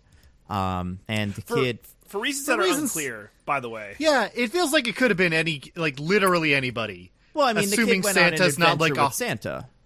Right, but if you assume that Santa is not a heartless monster, then literally anyone would have worked. I guess. Yes, for sure. Because he says, I think this true believer will be helpful, but nothing about her being a true believer is what gets him to the North Pole. In fact, the fact that he put a true believer with Santa before he did this is his undoing. Yes, sure. He shot himself in the foot pretty bad.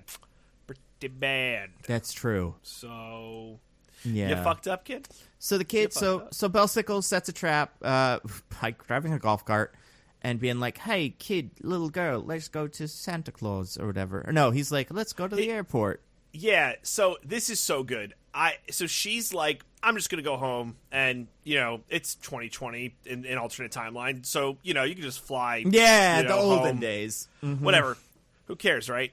Yeah. She can't do it in the 90s, but she can do it today. And Belle Snickel comes up in a little golf cart. The bus popped a tire, so I'm here to take you to the airport. I feel if she has any kind of brains, even being a 13, a cynical teen. Remember, she's cynical, Nando, so she should have been, I'm gonna wait for maybe something else. Oh, yeah. I would be tricked by that kid. I'd be like... Really? I mean, to be fair, they're in a resort where you just kind of assume... You're in the rich people gated community where they have high-powered security guards to keep all the pores out. So, nothing bad's gonna happen to you here. Plus, he's got, the whole, I don't know, he's just so conspicuous. He seems almost too conspicuous to be, a spy. Plus, you look at this guy and you're like, wow, I bet if you had to read menacing lines and seem like you were going to be a threat, that it wouldn't work at all, and no one could take you seriously. Oh, my God. See, I think Diggins. If anything, with him, it's I'd be like, I don't think he's from the North Pole, because he's from New Zealand, so no one he doesn't have any of the traditional, he doesn't sound like Santa Claus. Apparently he's from Turkey. That's true, yes. Oh my goodness, it's so great. We're gonna talk about historical Santa. It's gonna be fucking dope. I loved historical Santa, but yeah, so they had their thing, she gets in the golf cart, and the kid sneaks aboard the little the little witch's child, Chris Rock, just like she did in the Christmas Chronicles 1, sneaks in the little in the back. That's that cute. Oh yeah, and then Belle Snickel throws them through a wormhole by doing a hard stop on this golf cart, and she goes flying. This golf cart that's going a single mile an hour.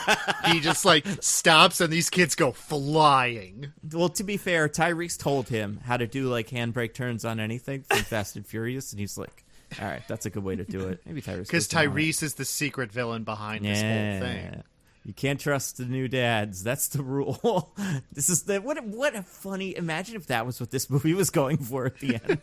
If they got to the whole end and they sang the little song and then he winked off camera and then he, you have him on a phone call with Belle Snickel. Did everything go as planned? Good. Yeah, and Santa doesn't suspect anything. He's got the voice modulator from Hobbs and Shaw. Just I don't even remember what it sounds like. But yeah, it's great. So I have a question. Yes. So I would like to talk about Belle Snickel's plan in its entirety. Just for whatever. Let's throw the plan in here. We got to we can go out of order with this one. Well, and it's kind of coming up, but I just want to talk about it because of how little. Because, as you mentioned, Kate sets the everything into motion in the first Christmas Chronicles, where I feel like she didn't even have to be here for this movie. Okay. This is Belle Snickel's plan. Yes. I am going to basically more or less get these kidnap these kids and then send them to the North Pole, right? Santa will see them. He will pick them up, put them in his sled.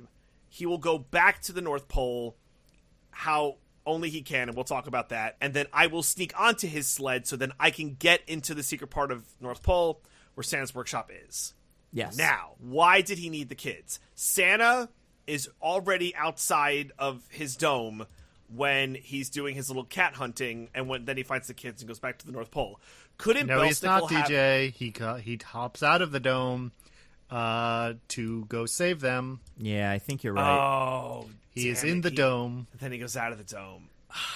You're right. Okay.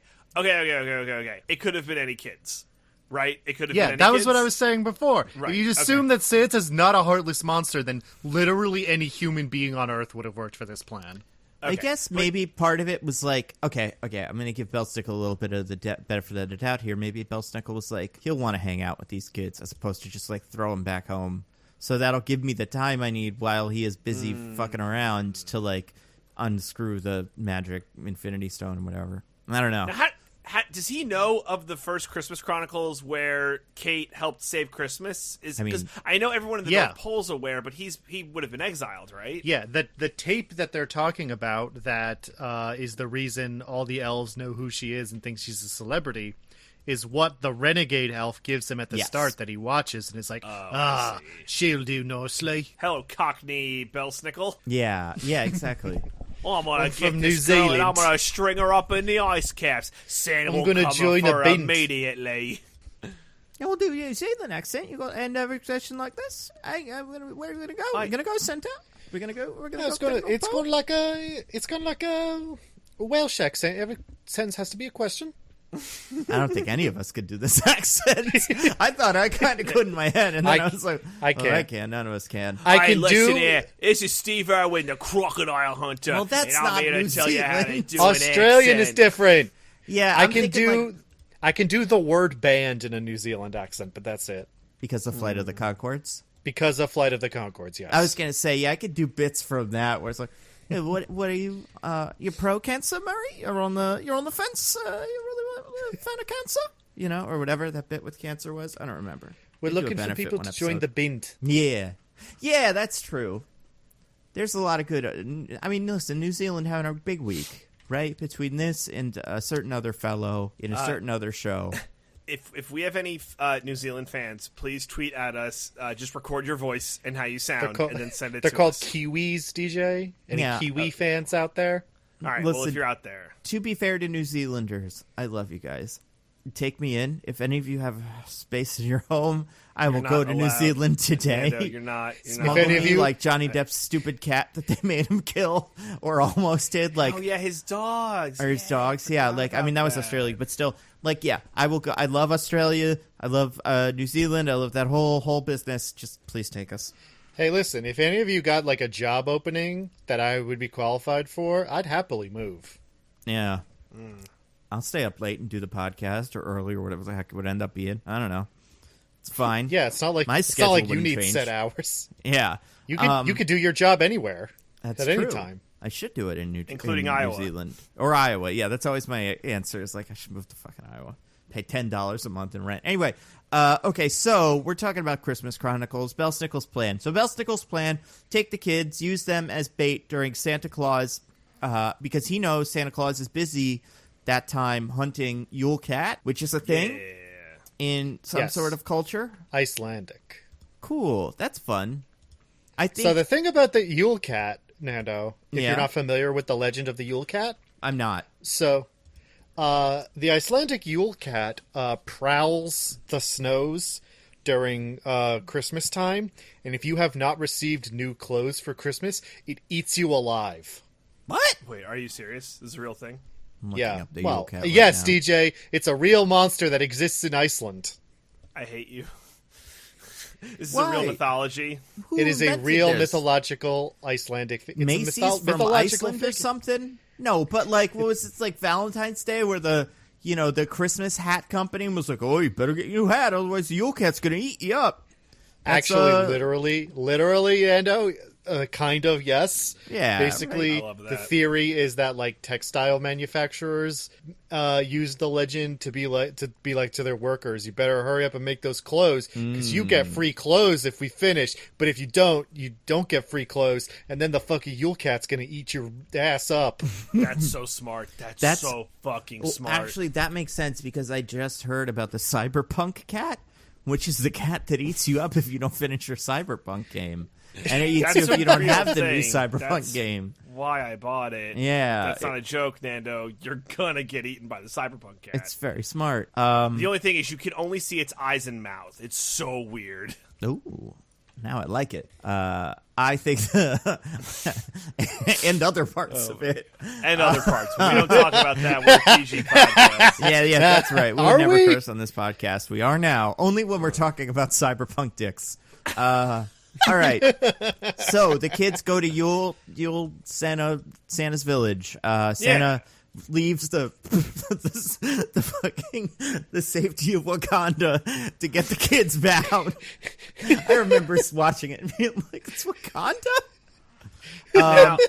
Now, the kids would have died from frostbite, right? Yeah. They're in Very, t-shirt very and quickly. shorts. They're probably already dead. That's what I was wondering. Did Mrs. Yeah. Claus bring them back to life with her hot cocoa? It's pretty good, I as don't we'll think find out. Cocoa of Lazarus? The way the movie goes, my feeling was they had only been out there for a few minutes, which they probably could have survived, but they might have lost a limb. Yeah. Yeah, right? So, yeah, Santa Claus gets them, and Santa Claus is like, I'm cool. I'm Kurt Russell again. I'm nice, and here's my wife, Mrs. Claus. It's played by First my name real-life redacted. wife, Golden Hansen. Well, yeah, first name real life- redacted. Real life partner, because they aren't technically married. Oh, is it because Oh. he doesn't want to? She doesn't want to take on the last name Russell, and he doesn't want to take on the last name Hansen, her real last name. No, I'm just kidding. But wouldn't that be crazy if her name was Golden Hansen? She changed it to Goldie Hawn. She, she's in this. We all know Goldie Hawn, First Wives Club and such. She's Mrs. Claus, and she was in the last one too. To Yes, be fair, as Mrs. Claus, only for like a obviously. second and a half. Yeah. But she did show up. They flesh her out in this movie, man. Yeah, she's all right. She's fine. I mean, She's fine. she's there to do the job, right? Like, yeah, fine, right? We give a C+. Well, the same way that the same way that Kurt Russell at least looks like Santa Claus with like a lot of really, honestly, legitimately, I really like his costuming in this and his wig. It's a fantastic wig, maybe really one is. of the best wigs in the history of cinema. He looks great as Santa. It's a good costuming job. Exactly, and I think hers is okay. They give her this really weird like ornament hair. She's but- the Who hair, like for the Yeah. from Whoville. But besides that, I'm like, put a little glasses on her or something. I don't know. Make her look, because she looks like Goldie Hawn, and he looks like Santa Claus. But whatever, I don't know. Eh. She's a turtleneck on. That's something maybe Mrs. Claus wears in some ridiculous Turtleneck folklore. and chain. Yeah. Yes. Exactly. I feel like she, she's fine in this. Yeah. No complaints. Yeah. I don't know. She's like nice to the kids and has no ulterior motives, and that's all. That's kind of it. Diggins Kind of implies that she wishes they had kids at some point, Yeah. but that doesn't But, really like, go much of anywhere. could they ever have had kids? Maybe the back in implication- 300. The implication of this movie is that they are normal humans who are just in a time bubble, and that's why they've lived so long. Yeah, But, but okay. like, stuff stops working after a while. So the time bubble. I think we have to talk about that a little bit. But Yeah, let's talk I about guess the time bubble. we'll get to it. But yeah, I think they should definitely be within childbearing age. I guess. Ooh, I don't know, man. At this point, I don't think so. I don't When think does so she either. leave the bubble? Ugh, I don't Oh, know. so lives you're in it. saying you think Mrs. Claus should still be a hot young thing? I think they both should. I think he should be a little bit older than her because he leaves the bubble one day a year. But like, Right, but it's been 1,700 years. yeah. Or- So 17. Well, 1700. Let's do some days. quick math here. 1,700 divided by 365 is about 4.5 years. Yeah. So he has lived through about 4.5 years since the year 300 something. But he did look kind of on the older side in that flashback already. right. But Also- I'm saying she should be able to have kids. Maybe not him, But I mean, he probably, if he can, I imagine she can too. Or if she can, I imagine he can too, because I imagine it's the same age when they meet. So I don't see why she can't have kids. Maybe elf magic makes you infertile. I bet. Those cookies, man. I don't know. Maybe it's part of the dome. Maybe the star has some sort of like radiation that we don't know about. Yeah, just like zaps your stuff. Yeah, it's possible. But okay, yeah. So Golden Haunted, she is Santa Claus's wife, Mrs. Claus. Diggins, what did you think of? So you already love the outfit. The outfit's great. I think he looks great. What did you think of Kurt Russell in general in this? Like I said, he's very charming. He is putting in a good performance that like does a lot of work in making this Santa feel distinctive when he's written as the most generic possible Santa. Yeah. So like, if it wasn't Kurt Russell, I would be like, this is nothing. So you know, he's doing a good job. Yeah, I love him in these. I mean, not like in these. I love him in everything, but I think he's got a good like life ahead of him as just like dad issues guy, you know. Guardians 2 and this kind of like he's kind of a distant father figure who's nice besides the fact that, you know, maybe he's not the best dad in the world, but also he can sing real good in this, so that's extra good. That's like icing on the cake. DJ, what did you think of Kurt coming back? I thought it was good. You know, a little less edge from the last movie. You're definitely right where he just has, even though the problem is so dire, he's like, we got it, no worries. Which honestly is fine. A little, you know, give me a little bit of my Die Hard in here. Little solve any problem. I will say that the way they solve their problems is bullshit, and you know, even with magic, it's like, oh, how'd you get that one done? But yeah, I thought Kurt Russell was good. I like him. Yeah, I think I'm happy to see him here. And in Goldie Hawn, like we said, fine. Okay. So Belle, Snickel. So first of all, real quick, Diggins, what you think of the little minions? Whatever the heck they're called, elves. Horrible. What do you think of them? Yeah, awful. Horrible. The worst part. I hate them. But better than the first one. They were so much worse. Yeah, I think they might have been worse than that one, too. They wanted to spin them off into their own thing. I remember seeing an interview where they said that. Yeah, right? Every movie is Minions now. Every kid's movie is Minions. That's exactly it. But, yeah, I don't know. He really, like, goes for it. Or they like, go for it in terms of, like, in the first movie, the Minions were bad. Like, they were just kind of chaotic. In this movie, it's like, no, never mind, they're normal. But so what makes them chaotic? Like, well, these guys are volatile, and they're going to get everybody in trouble. Well, this movie is directed by the director of Gremlins, and he clearly just wants to make Gremlins again, but then nobody will let him. I didn't think so he has to sneak Gremlin. Yeah. He's got to sneak Gremlins into all his movies because no one will let him make Gremlins again. That's a shame. Wait, Christopher Columbus make? Are you sure? He directed it, I believe. Controversy. I don't think so. I don't remember who did. Well, I think I know Diggins it's is made right by because Christopher he Columbus, the silliest name in history for a real person to have as a director. He wrote it. He didn't direct it. Okay, he wrote it. Yeah. But because Christopher Columbus, as we all know, is the guy that made all the Harry Potter movies that are okay before they got boring, and not the one that's actually good. And then he made what's the other thing he's known for? He's known for something else. Hey guys, what do you real quick sidebar? What do you want to guess the based on section of the Wikipedia info box for Gremlins is? Oh God, I have no idea. Santa Claus's elves. No, for Gremlins. No, I know. I understood the question. All right. Okay, I respect the hustle. Star Trek, maybe? Is it based off the Tribbles? Nope. Because it's kind of like the Tribbles. I don't know. What is it? Based on Gremlin folklore. Thanks for that one, Wikipedia. Never would have figured that out. Yeah. It would be great if they were able to work the gremlins into this. Maybe the gremlins were like a race of like distressed elves that, you know, because we learned a little bit about the elves, but there could be another group of them, just rogue elves out there trying to eat all the Christmas presents after midnight. Yeah. That's when Santa is at his most vulnerable. That's why he eats the cookies and drinks the milk, because otherwise the gremlins will get it and they'll kill him. But then you've got so they go through the Christmas village. Now it's like a whole village. We kind of see it. I think out of all the Christmas villages and like all the what's behind the scenes with Santa, I didn't mind it the most, specifically because Santa invented video games. I like that. Dude, I need to know what development company is he shadow coding for? Is he like making all the Bethesda games? Is it like Warner Brothers? Did he make Cyberpunk? Like what? Or is it just like in this world where Santa is real? The presents you get on Christmas are like special Santa branded gifts that are not sold in stores. No, Right? he's just bootlegging video games. He has a bootleg Cyberpunk and stuff, and when you put it into your machine, it's like, this is from Santa, but otherwise it's pretty much the same. I mean, he's definitely not working for Bethesda because they're making new games in the Christmas game coding thing.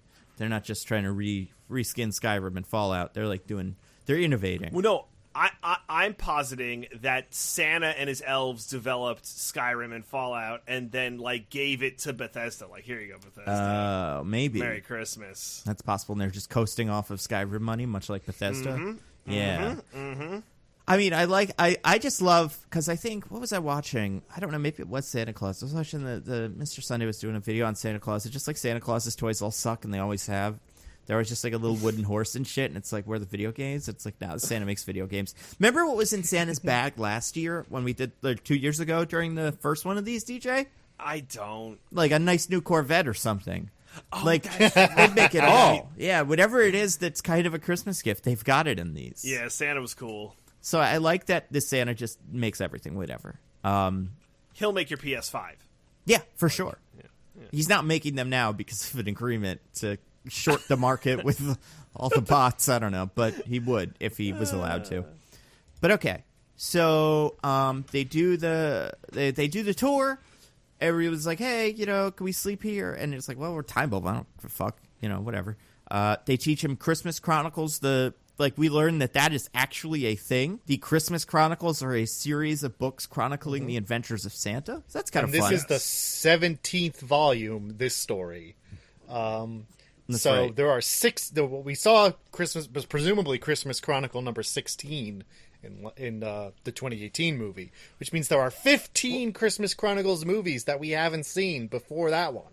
Well, I'm not sure because Christmas Chronicles 1 is Santa's origins, and we're on 17, so I feel like it's a Christmas Chronicles every 100 years. That's what I think. Yeah, I think every century's 100 years chronicle. makes one book. Yeah. So some of the Christmas Chronicles movies are just like, yeah, Santa forgot a couple toys, and he went and he got them, and then he did the whole thing, the end. I think that was the year 9/11 happened. Whatever, Santa Claus, the end.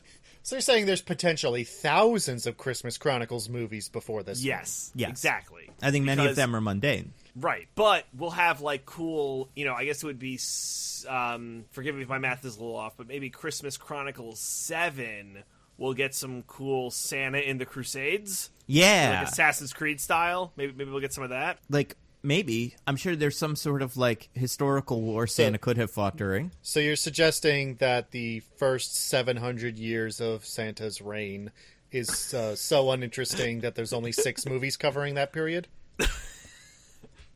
I mean, I'm just basing it off every 100 years. And Well, I if it's guess every 100 years, then you nailed it. Yeah. Right, that's what I'm saying. So Okay. I mean, I think this is like... I mean, we've got 2 movies in the past 2 years, so I don't know. Right. I think that's all in 17. I think both of these stories were in Christmas Chronicles 17. Oh, I thought you were talking about the movie Christmas Chronicles 7. Right. Oh, no. Sorry. Excuse me. The Christmas Chronicles Volume 7, excuse me. Okay. It's kind of like Wonder Woman 1 and then Wonder Woman 84, where it's like, this should be Christmas Chronicles a billion or whatever, but it's Christmas Chronicles Right. 2. But now that we know Christmas Chronicles is not just some random bullshit name that they gave this movie, in universe it is the name of Santa's journals or whatever, then it's like a whole thing. So, hey, who writes those? Are they just, magically written whenever Santa does something? I think he's got an elf that does it. Maybe that's what Mrs. Claus is up to, In her spare time?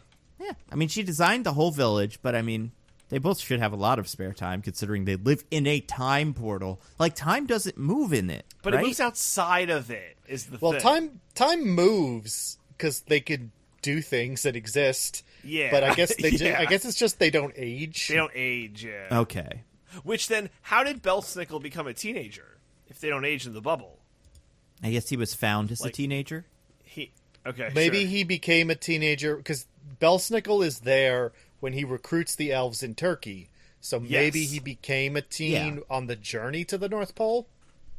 Maybe. Or maybe by teenagers they just meant he had lived that long, and that's how they measure age. Yeah, like I think in a that's time it. bubble. And I think like most maybe- of the elves. Yeah, maybe they meant we didn't think this through that hard, Yeah. and we just kind of saying things. It's just a lot of bullshit. But I mean, okay. that is true, but So speaking of Belle Snickel, so now that things have kind of moved into the We're like 40 minutes into the movie, by the way. If you want to know how snappily the pacing is. So let's talk about the Wakanda real quick. Of Yeah. The Santa Claus town. So they live in a borealis, which is like a dome that has Santa Claus Village. So now in like Wakanda, it's just like camouflage.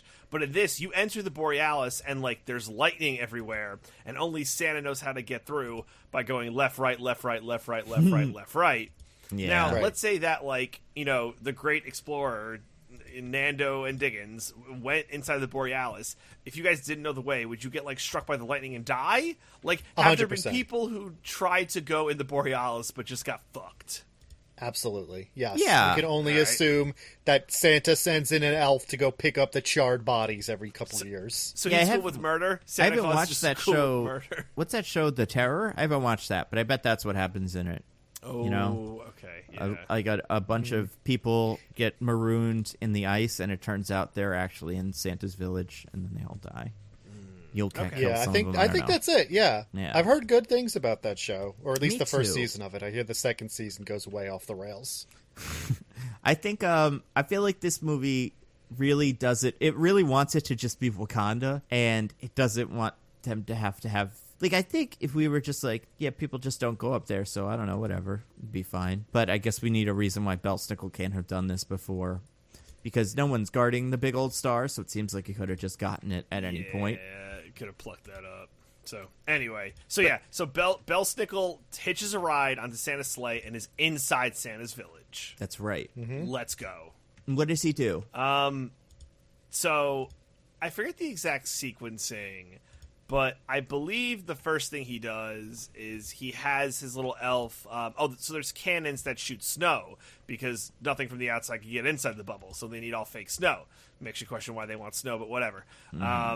So they have fake cannons that shoot out snow, and Belle Snickel's like, I'm going to hop up these cannons with crazy drugs. I'm going to get all the elves high as fuck.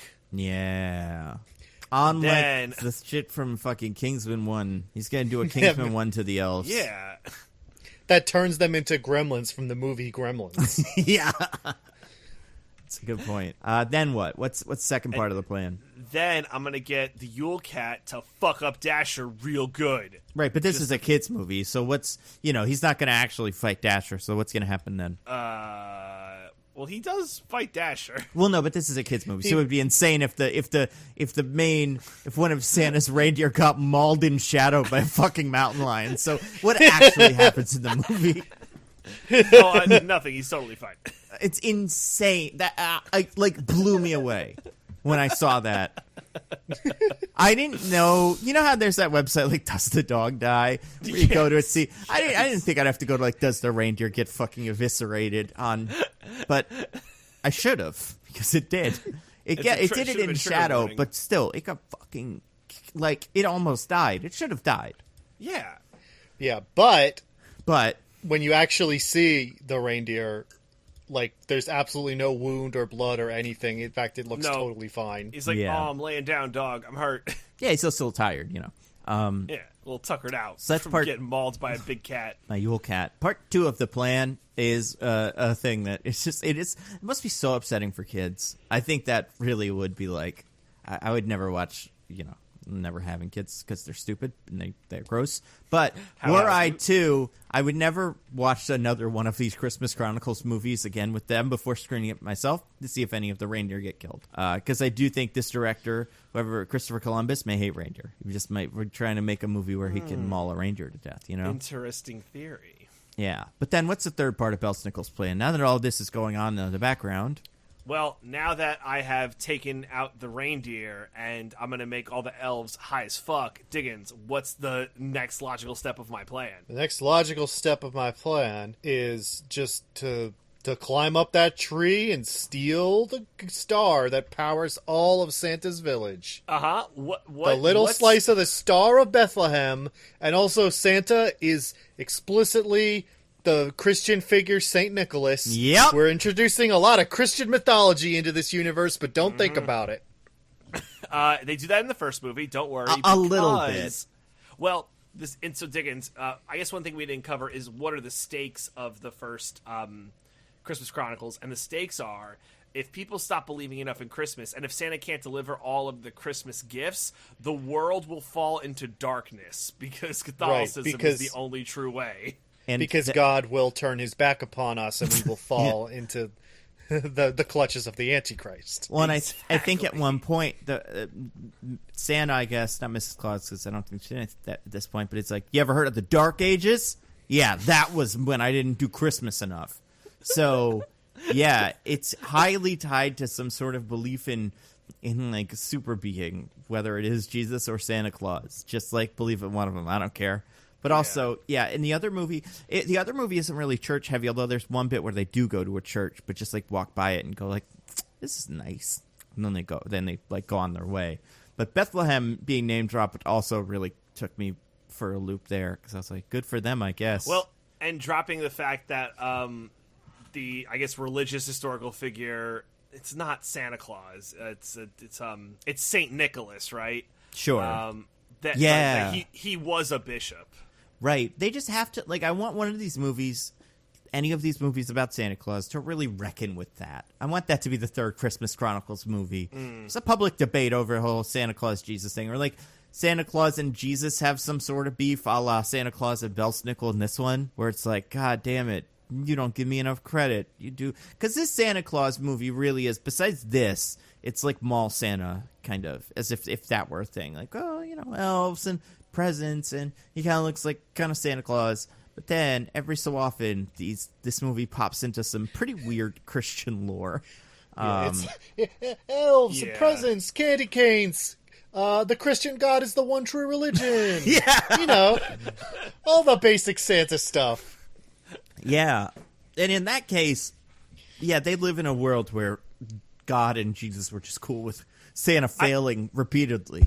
We are like 4 movies away from getting to the point where it's Saint Nicholas like being imprisoned by the, I don't know, I forget who like the ruling class was at the time, and then being freed by Constantine, and like Christianity is the way. Oh yeah, I was thinking about this.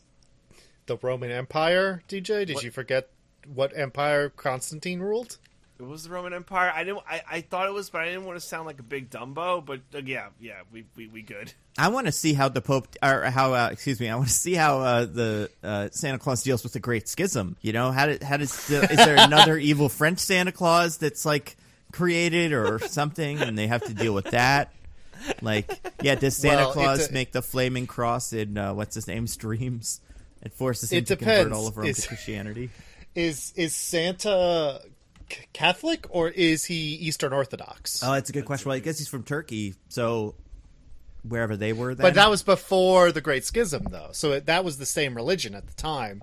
It's like when the Greek Church broke away from Rome, and they kind of became their own set, like Orthodoxy and Catholicism, different religions. Like, what side did Santa take in that whole thing? Because he was already up in the North Pole by then. Right. That's a great question. That is a great question. Oh, and I'm thinking of the Papal Schism. Oh, okay. Yeah. Oh, about like the anti-pope? Yeah, I'm thinking Italian Pope, French Pope. Yeah, you're thinking of the other one, which, yes. That your thing makes more sense with the Santa Claus I'm thinking issue. of the thing that, historians actually call the Great Schism. And you were thinking of a different thing. Oh, my goodness. Great Schism. I feel like every time there's a schism, everybody wants to call it the Great Schism. Yeah, it's like a war. I mean, how there's like 100 bloody Sundays. Yeah, how they're all the most important election of all time. I think that's what it is. Whatever the most recent schism is, that's the Great Schism, and all the rest of them are like previous schisms. To be fair, the last huge schism is called the Reformation, not the Great Schism. That's true. Well, they knew at that point if they wanted to catch people's attention, schism wasn't going to do it anymore. They were the boy who cried schism. Yeah, that's why the I Great don't War got know. turned to I World just War. Googled the words Great Schism, and I'm seeing a thing about the split between the main faction of Christianity into two divisions, Roman Catholic and Eastern Orthodox. So what you're reading is the Great Schism of 1054, but the Great Schism of this is 1378 is the papal one. So they are different. This is the Western Schism, but it is also called the Great Schism or the Great Western Schism. Either way, they love to schism, and there should be many Santa Clauses dealing with all of this. Otherwise, the Santa Claus would have to pick a side. Civil War. They could do a civil war where the Santa Claus figures off to side with either the Italian or French popes. And I guess there's a whole bunch of other Santa Clauses that they have to recruit who have been let go along the way because of other schisms from days past. All I'm saying is Christianity is a really complicated religion, and it's really funny. Not complicated, but there's a lot of caveats, and they love to schism. So guys, I real quick, just to clarify on this, I did some Googling, and so the Feast of St. Nicholas is actually observed by both Roman Catholics and Eastern Orthodox, but like Christmas, they have different days. Jesus. So I guess Santa couldn't pick a fucking side. Honestly. I mean, he does deliver to all denominations of Christians, right? It's not like only it's Catholics true. get Christmas presents. It's true. But, pick a side, Santa. Pick a side. And maybe we'll find out, Hashtag pick a side. Hashtag Team Santa. Hashtag Team St. Nicholas or Do you whatever. think Santa describes himself as, not religious, but spiritual? I do. Spiritual? Yeah. Probably. Well, especially because he's an amalgamation of, a lot of different things. The whole, red coat and reindeer and sleigh was from the English poem The Night Before Christmas. That's where all that iconography came from. So he's Yeah, probably the Thomas Nast poems. We all went to 8th grade history, DJ. Yo, I shut bet the when fuck someone up. asks I him, learned that a week ago. TJ skipped 8th grade history to do, God, what's the thing DJ would do? I don't know, a sandwich joke. But anyway, I feel like if you ask this Santa Claus, what kind of Santa Claus are you? He'd be like, yeah, from the Tim Allen movies and stuff. And that's kind of all you need to know. Kind of religious, but mostly just kind of some sort of magical guy who makes presents happen. Did you know some attribute Coca-Cola with giving Santa some of his iconic iconography? God damn. Oh, I was really upset about the Coca-Cola connection, by the way. We'll talk about that real quick. Is that a real thing? Well, I thought it was beer for a second, and I was like, cool, I want that beer. And then it turned out it was Coca-Cola, and I was like, not as good. Yeah, it turns out that Santa is the inventor of Coca-Cola, and it's manufactured and canned up in the North Pole. Yep. So then what's the Coke factory that I went to in Atlanta? Oh, God, it's where front. they process the votes. It's where they burn the votes every No, it's another airport or something. I don't know. What the fuck is in that city? Oh my God. I've heard good things. It's fun. I would recommend anyone go. Yeah, if you can travel one of these days, Or if head you're on over local to to Atlanta. Atlanta. Yeah, we're that. But okay. Oh my God. Anyway, so Belle Snickel This steals movie- the Infinity Stone.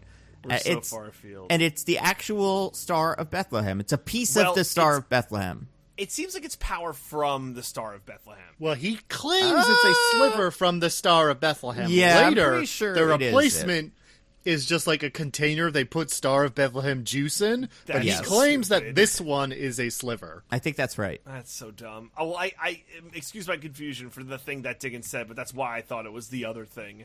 Oh my God, this movie. So, It's okay. not very consistent.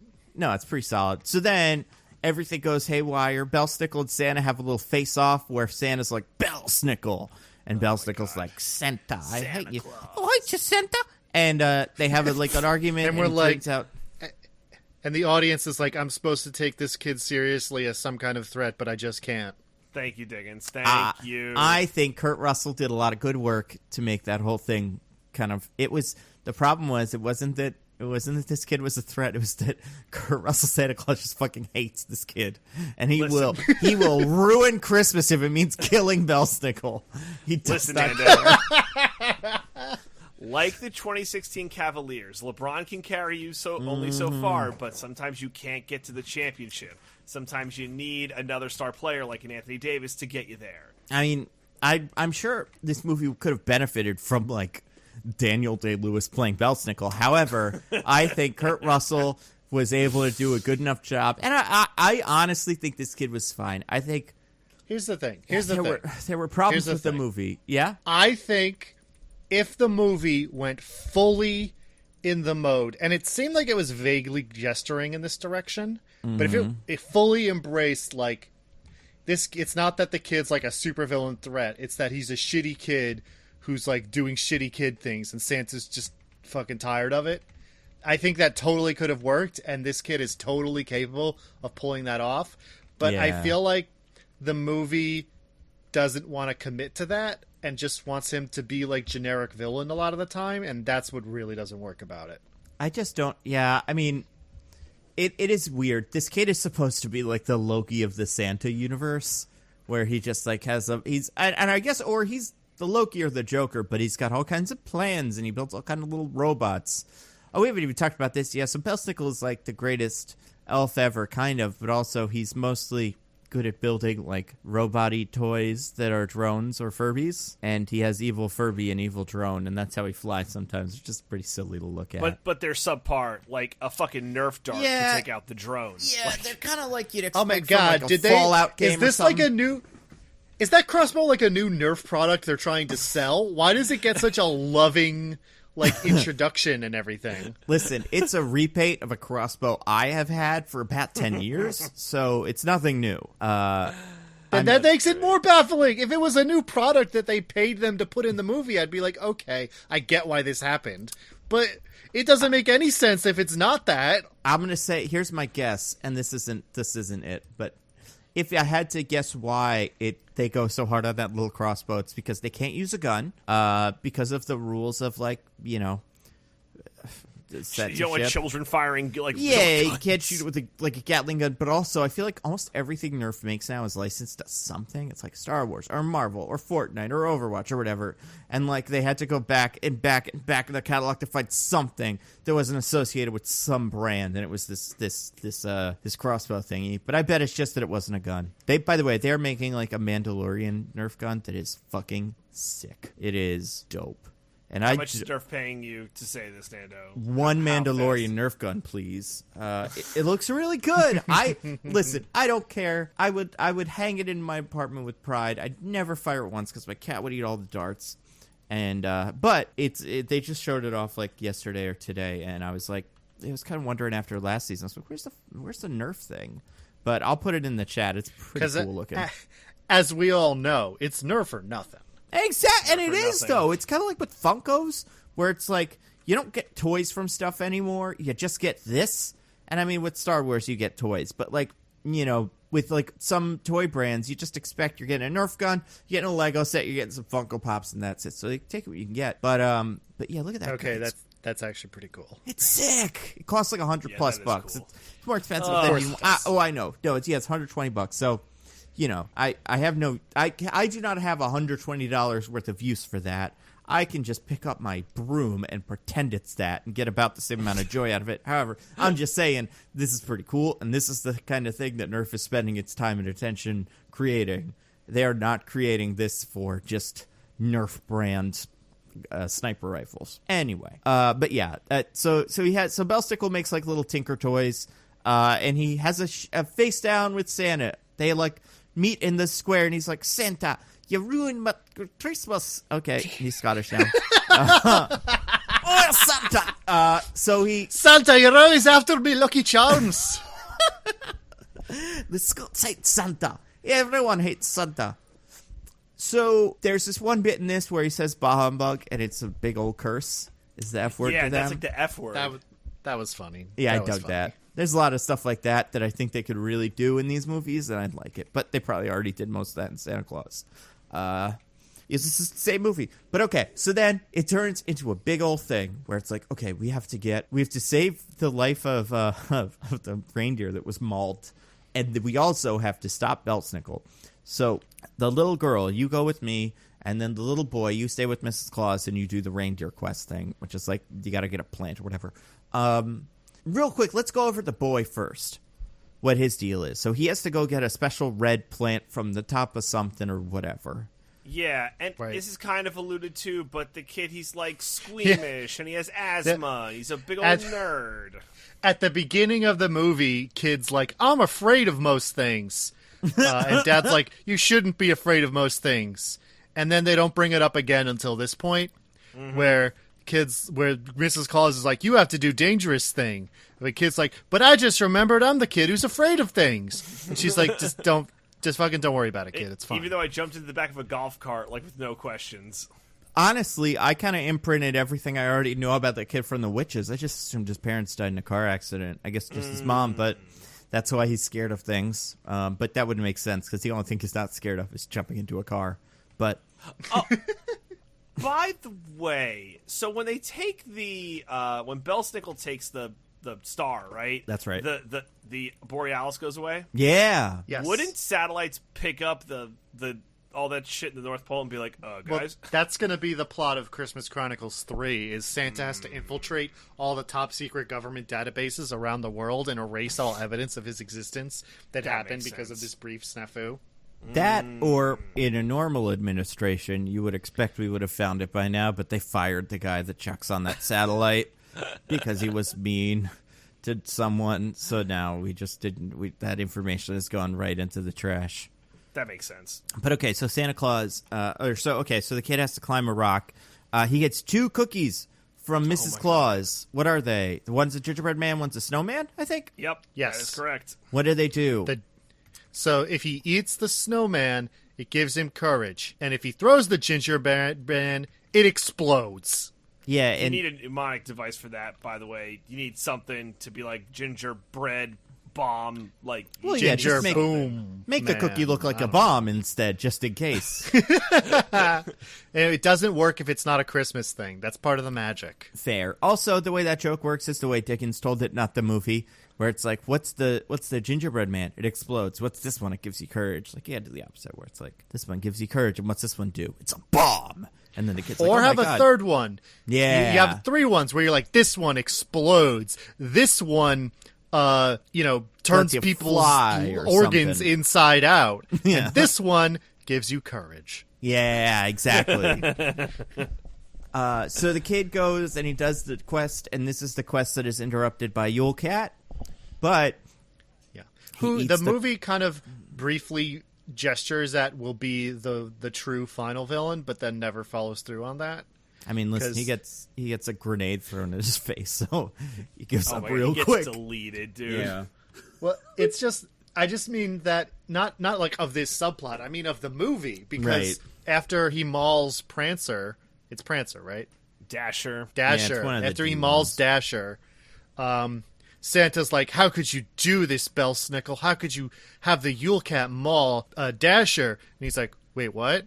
He wasn't supposed to do that." And it's like, "Oh, the Yule Cat has his own agenda."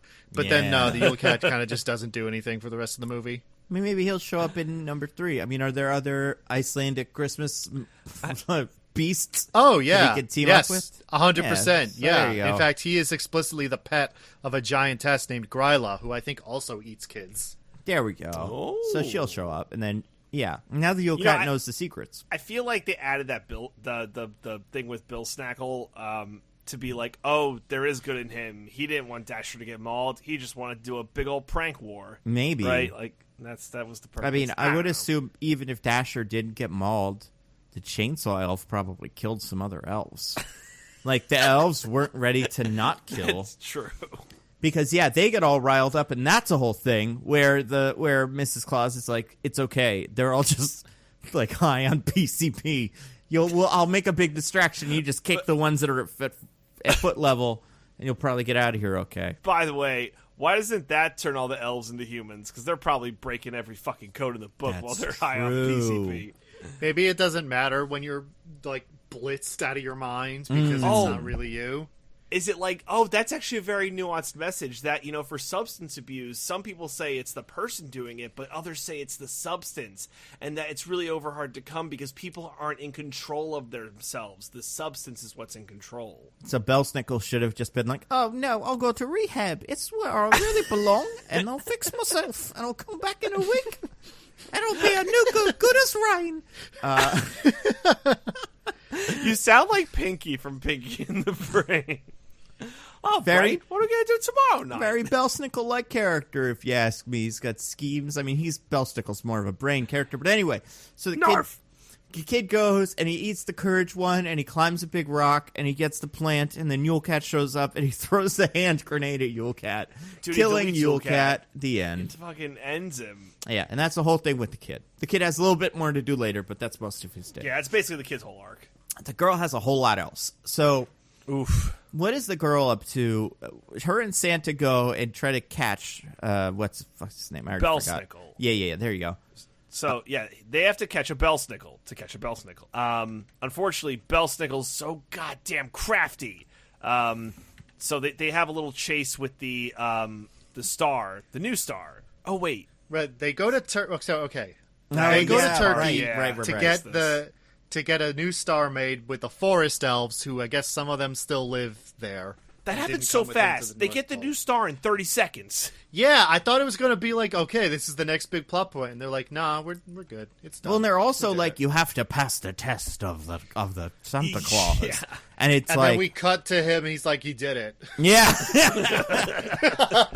Like, oh, cool. I guess. yeah, only Santa Claus would wear that hat. Continue. Also, I love on the way to Turkey, Santa's like, we got to get there before Belle Snickel because he's going to try and mess with us. But don't worry, there's no way he can get there before us. And then we like pan down and Belle Snickel's like on the sleigh and he's like, you underestimate me, Santa. He's yeah, just sitting on the rail. And He's it's just and, sitting and he's the sitting rail on the rail, sled. and I'm like, oh, so he's hitching a ride. That's how he's going to get there. And then he jumps off the sleigh and lands in his own second sleigh that he rides there. Oh, and Belle him being Snickel. on the sleigh had nothing to do with his plan. Belle Snickel's sleigh is amazing, by the way. So it's like a rickety version of Santa's sleigh, pulled by what? Jackalotes. Yodis. Yeah, a monster animal from the South Pole, I guess. Where has he gotten Well, these guys from? It's a hybrid of a jackal and a coyote. I think Yeah. he bred them. Right, but where? Obviously, they should have been pulled by penguins, the famous Yeah. animal that lives in the South Pole. Right, or like polar bears, right, from Pepsi's and stuff. Like I just, it was such a weird choice for this character. It was just like, what's a mean looking animal? And it's not just that they're like, you know, because they're like hyena kind of things. They're just Yeah, they're that. basically hyenas. That's fine, but they also have like big bulging eyes and like big old tongues. They're all Ed from Lion King. Lion King. I was, yeah, I was about to whole say army that. of Eds. By the way, did you guys recognize the name or the actor who plays the main wood elf? The elves that are still living in Norway. I do know who that was. DJ. Not a clue. All Chris right. Hemsworth. Oh, I'm sorry, Liam Hemsworth. My bad. You were closer with Chris. Larry Hemsworth. Yeah. Well, it's our good old friend Malcolm McDowell. Yes, everyone's favorite entourage villain who tries to steal the whole thing from Ari Gold. Oh, Ari. I love him in that show. And he's in other things too. Like, I don't know, Clockwork Orange or whatever, but also he's in Entourage. And it's weird that he's here because he's not Turkish, I don't think. No, He's he's back- quite British. Yeah, I figured you'd throw a Turkish actor in here. I'm sure they exist, but I Now, to don't be know, man. fair-ish to Christmas Chronicles 2, in the year 300, Asia Minor was primarily populated by a Greek population. The Turkic migrations that now define the region were not until later on, like a few centuries later. So it should have been John Stamos or something like that. Yes, That would have been absolutely. amazing. Yeah, sexy like John Stamos self. That would have been fun, actually. Make him the villain of 3. Maybe that'll be fun. Oh yeah, the elves return. Jason Mantzoukas, the elf. I'm looking at a list of Greek actors. Anyway, there's honestly fewer than you'd expect. So okay, Chris Angel, the elf. So then they go to get the star from what's his name? They get it from Hakan? and they do, like you're saying, they're just like, can we have it? And he's like, only if you pass our test. That you just passed. Congratulations. And then they give him the new Infinity Stone, but it's different kind of or something, like you were saying. It's like from like the juices of say? the old one. Yeah. There is both a lot of mythologizing in this movie and not a lot of explanation of what any of it means. Hell yeah. But okay, so then Santa has the star, which is like the whole deal. Perfect. Game over. Movie over. Yeah. So he takes it and then goes and wins the whole deal. And he's like, I've got the star. Nothing can stop me now. Ha ha ha ha. I'm going to get in my sleigh and kick ass and take names. But what happens? Who do our wandering eyes should appear? I should have saved that for later. But anyway, who it's first Belle first Snickel. off. Yeah. Belle Snickel. And what does he do? He fucking gets that shit. Yeah, but he steals from Santa. Well, he steals it, and then there's like a quick Quidditch match. Yeah, then he sends Santa fucking back in time. yeah, he does a cool He's thing. gonna go back in time. Dun, dun, dun, dun, dun, dun. Gotta go back in time. Bum, bum, bum, bum. I'm done. That was it. Exactly, just like that. What's that from? Back to the Future, baby. Really? Yeah. Huey Lewis in the is News this a wrote bit? that song. Did they write a different song for Back to the Future Oh, too? you're thinking of "That's the Power of Love." Yeah, that's Dun, what I'm thinking dun, of. dun. Those are they both okay? Back to the Future songs. Gotcha. So okay, yeah. So he goes back in time. He throws like a little fucking magnet at their sleigh, and that sends him Yeah. into a wormhole. Now, if I'm Belle Snickel, I want to tell him how to do his job, but it seems like he's good at 2 or 3 things. Number 1, he can make a drone. Number 2, he can make a Furby. Number 3, he can make a time machine. It seems like the time machine is probably a better way to accomplish his task. However, I think so too. he's not the best. He's not the brightest star on the tree, if you know what I'm saying. So Yeah, he's a big old Also, dummy. the only reason this plan is even remotely threatening to Santa is because he has Kate with him. yeah, Because, like, Santa could just head back to the 1990 North Pole and be like, hey, Santa, yeah, sorry to drop in on you like this. It's me. It's you from the future. Belle Snickel's going to do a thing. It's a whole thing. I don't want to get into it. Can I just chill out here for the next 30 years? Is that cool? right. Or Santa just be get like, batteries yeah, and whatever. go back and be fine. Like, batteries aren't hard to get. They're the kind of thing you can buy anywhere, even in an For airport. $3 whole. Yeah, American dollars. And Santa apparently has the ability to mass cast charm person, so he could just go up to the store and be like, "Can I have some batteries for free?" Touch my nose, and they'll be like, "Yes, Santa, of course." Oh yeah, the nose thing. Was that in the last one? It was. Okay. That was his signature, like, activate power. Little bewitched shit. Yeah. Yeah. So then they're stuck in an airport. They go back in time to 1990, Boston, for some reason. I guess the fight was yeah, over it's Boston a time at that and moment. space warp. Yeah. And they get stuck in an airport. They land the thing in the airport. And I was like, man, you could just walk off an airfield in 1990 and no one would care. Right? That was just how it worked. The good old days. Which plane were you from? One of them? Oh, yeah, I guess so. How else would you get here? Cool. And they go into a, what are those called? Like a hangar? Yeah, Not, hangar. Terminal? right? They go Yeah. into a terminal? Terminal. Just mess around for a little bit. Little fun sequence. Santa gets to play saxophone. It's very nice. So the plan then is Santa opens up the little thing, the time machine. He's like, this time machine, it's got batteries. Can you get some? And then she's like, I can buy batteries from the store. And he's like, good. I'll just stand over here. You go do that. Well, also he needs Christmas cheer to power his sled. This is like a 2-pronged attack. Yeah, I guess that's true. Because the deer pooped because there's no Christmas spirit at an airport. Oh, And they're short one deer. One deer is dead. Yeah, but I love this line. He's like, the deer run off Christmas cheer. And unfortunately, we're at the place with the least Christmas cheer in all the universe, an airport. Yeah, that's pretty cute. In I like that Boston. No. Out of Duncan. They ate their Boston. I mean, 1990 Boston wasn't great. I know they hadn't won the World Series yet. That is true. And Matt Damon and Ben Affleck hadn't happened yet, so it was like right in the middle where it didn't, very negative. But then so the girl tries to buy the batteries, and she throws a counterfeit $20 bill on the table as far as the person is concerned. I love that. I want to know where she found this fresh, crisp $20 bill from 2020. Like, sure, a 1990 person wouldn't recognize most of the 20s that we would have on hand because of the design changes, but they explicitly say this one says 2020 on it. Like, she got a new one. Yeah, I don't know what she thinks happened in 2020. Our priority hasn't been getting the new money out. We got other problems we've been dealing with. I do love that line. Pff, will they even be using paper money in 30 years? Like, you're kind of right, lady. Yeah, good point. Well, listen, in 1990, it was the height of cyberpunk. We all thought that we'd be like have chips in our brain that handled currency for us. You know, And we do. DJ has the barcode that lets Amazon give him PlayStation. PlayStation. It's not in my brain. It's a barcode on my wrist. There's Yeah. a huge difference. I scan it with my Amazon app. It's great. So, okay. So then she gets arrested for counterfeiting money, Yep. as you do. That couldn't be more 2020 if you ask me. Honestly, like, that bit upset me a little bit. But whatever, I'm fine with it. Because she goes to, like, airport jail, which is just, like, you sit around and wait for Santa to come get you. Now, I really do think if this girl, by now she should know Santa's easy to distract. Because she's a little bit like, Santa, where are you? And he's off doing his own thing.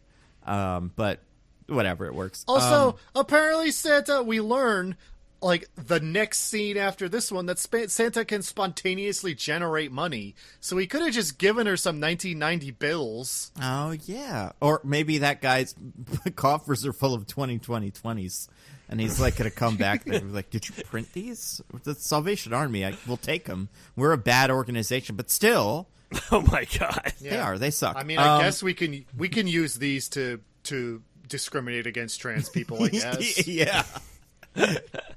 But they, so Santa Claus, so while this is going on, well, we'll do the kid one first. So the kid goes to airport jail, which is like a little, pound. It's like if you got thrown in jail at the mall. And this is, I guess, the pre 9/11 world where, like, they didn't take airports that seriously.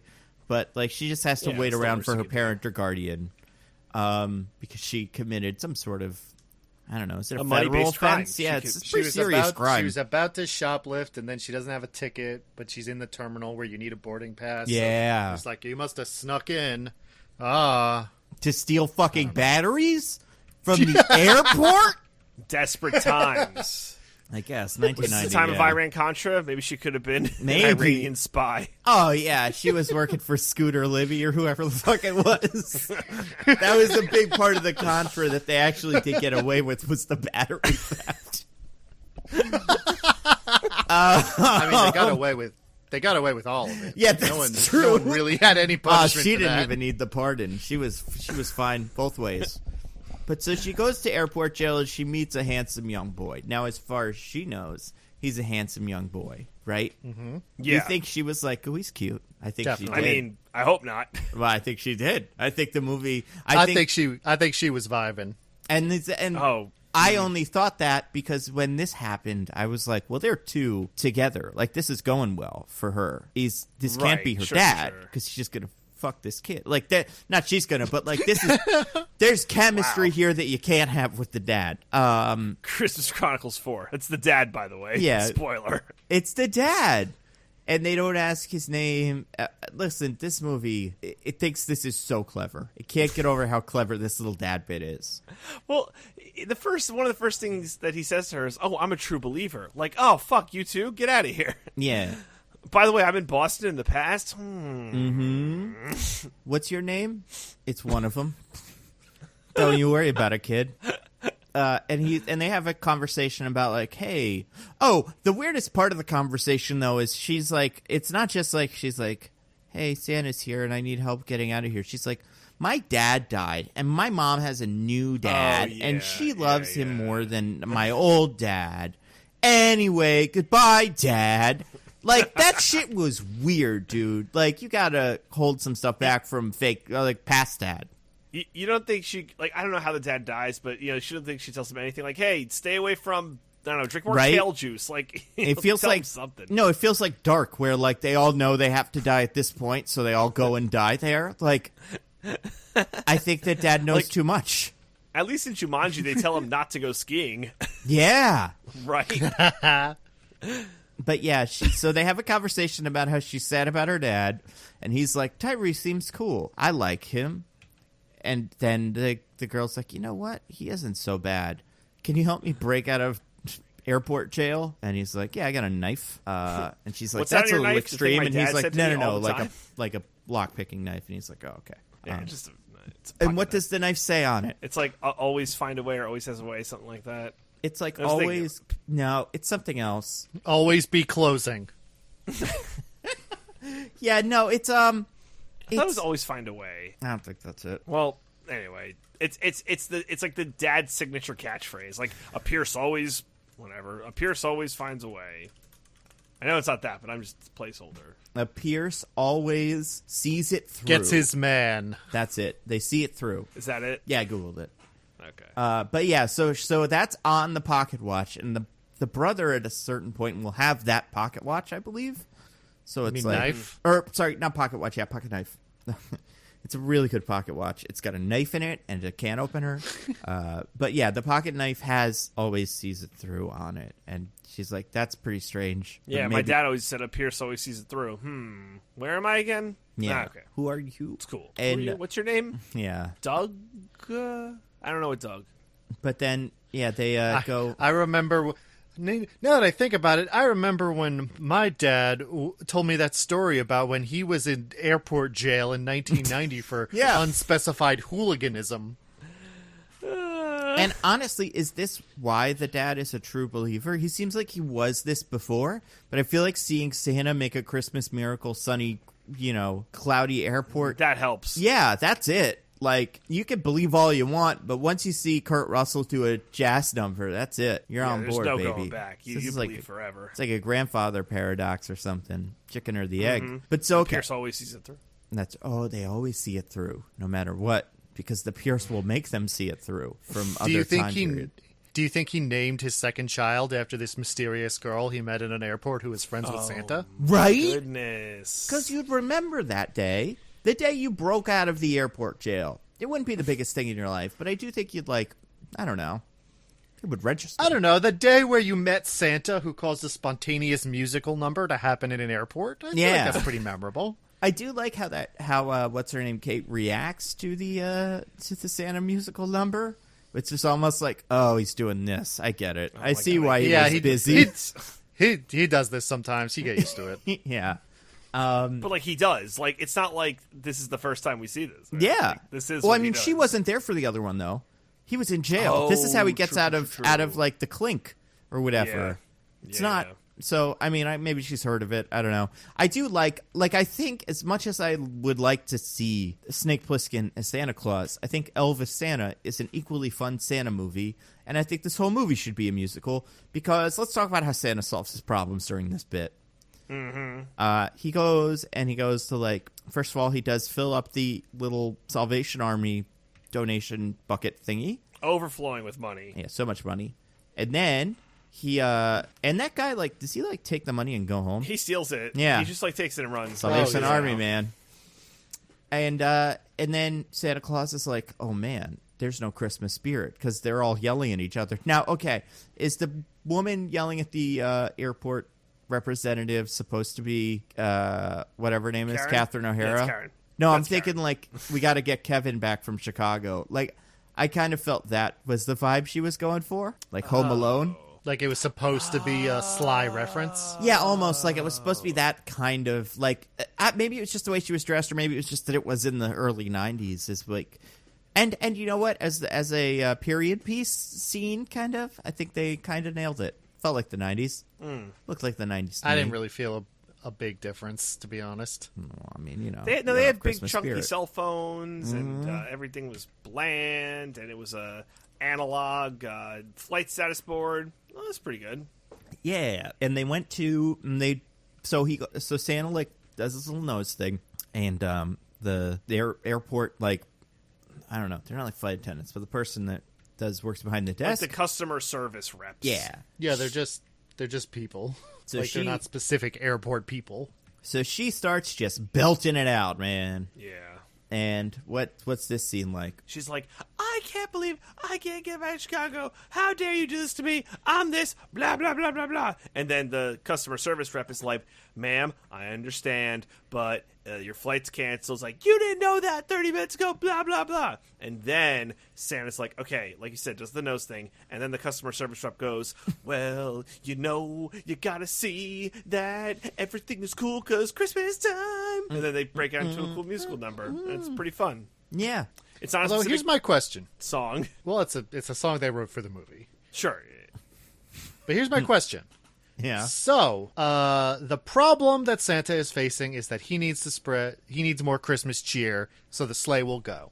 That's right. Yeah. The way he There's does a time it, limit on the wormhole, right? It's like right? whatever, They need it fast. The way he does it is by doing this big musical number. Here's my question. He's clearly brainwashed everyone to do this big musical number because there's no way these people would normally behave this way. So, Yeah. does brainwashing people to have Christmas cheer work? And if so, why doesn't he just do it all the time? I think he brainwashed the main, person. Oh, listen, Nando, they're all And- doing coordinated dances together. They clearly... Yeah, I was gonna say, and the backing band, but then you're right. They spontaneously did like what are those things called? Like a flash mob kind of bullshit. Yeah. So the security guard did a full split. Yeah, that was awesome. If he never did a full split before, he would tear every muscle in his leg. So yeah, I guess you're right. I mean, whatever. It's awesome. So to answer your question, Diggins, I think that you can brainwash everyone for a quick jolt of Christmas cheer and to make all of the flights, uncanceled. That's the enduring thing, right? You do the little jolt, and then you give some enduring happiness. So it's like, okay, we cool. Right. That's how I would read it. That wouldn't I don't think he gets full brainwash all the time. And that wouldn't solve all of the problems of the last movie, I guess, because he still Yeah. needed a lot of mechanical stuff to work. But yeah, I guess it's enough to get In a pinch. yeah, as long as you have batteries, problem solved. Well, the batteries just power the time machine. Yeah, no, exactly. So all he needed was batteries and his one Santa magic to happen. But it also seemed like the Santa magic to happen wasn't his plan. He was just kind of like, you do the batteries, I'll deal with the Christmas cheer. But he kind of still is messing around. I was like, how can I do this? Which should be I guess I'll just make them all want to have Christmas cheer. I don't know. It's great. Love that bit. That should be the whole movie. Just a Honestly Christmas should. musical where he's doing absolutely. Elvis. Yeah. Bring in a bunch of different... Easily the best part of the movie. Yeah. And Easily. bring in a bunch of different people. People make the villain, I don't know, Barry Manilow or something, and have them sing at him, and that's the fight. I don't know. Or like a Jonas Brother. Who gives a shit? Either way, that could be a winner. But then... the end of the movie, they go forward in time. Oh, the dad thing. So it's her dad, and she's like, goodbye, Dad. Yeah. And then he's like, what? And she's like, nothing. What? Yeah. Sorry. I mean, goodbye, Doug. Yeah. Because his name's Doug. It's very upsetting that she told her dad that he is going to die, and her mom is going to remarry. And he was 10 Right? when she told him that. I think if it was just conversations about Santa Claus, and maybe even just that she's sad for a reason, I'd be okay with it. But the fact that if he's clever enough, he may know he needs to die in 2017 is pretty wild. I will say that we get a little fun thing here where, oh my god, I just saw Santa. Oh, I need to carry a camcorder now everywhere I go. Which is part of his character in the first movie. So That's right. we get an explanation, which I guess is always fun when you just have to over-explain every character motivation. That's right. What's your name? Doug? Are you alone? Solo. Very good. Ray Star Wars. The end of the movie starts. What happens? Well, so the side plot's basically going on this whole time, right? Like, we're cutting back and forth between this and the Jack's adventure That's to right. be brave. He blows up the Yule Cat. So we now have we have the Star of Bethlehem, right? No, I'm sorry. We don't have the Star of Bethlehem. Belle Snickel has it, but we're back to the present. We've gone back to the future of 2020, and we're hurtling back to Santa's village. Hopefully no one's discovered it yet. Yeah. And elves are still wreaking havoc, right? And why does Belle Snickel go back to Santa's village? Shouldn't he be booking it for the South Pole? Well, he doesn't have the thing. They got it back. Oh, right. So yeah, he needs to get it from them. Yeah. Because they're getting back with a time machine, so Santa's like, what if we just got back as soon as we left? So that, effectively nothing happened. Right. Super smart. Yeah, and they do a little they disappear into time and then they come back right out of time, and it's like, aha, Belle Snickel, you thought you had us, but you didn't. We're cool and tough. Yeah, Belle Snickle's like, no, Santa. I hate you, Santa. You're such a dick. that's right. But then what happens? That's a great question. I can't Nando. remember. The I movie forget just the kind of exact ends. sequencing. They get sad about it. Oh yeah, they like she jumps out to go put the star back, and the other kid is running to put the cure in the cannons, and Santa and Belle Snickle are doing sleigh chicken. Oh yeah. That's wild. Well, it is a big character flaw that they give Santa, which I think is nice, that he's just kind of a jerk. And he hates Belle Snickle, and Belle Snickle makes him a jerk because he's super competitive. And Mrs. Claus calls him out, like, you were going to ram into Belle Snickle. He's like, no, only a little bit. Yeah. This would be okay. And then they talk it out.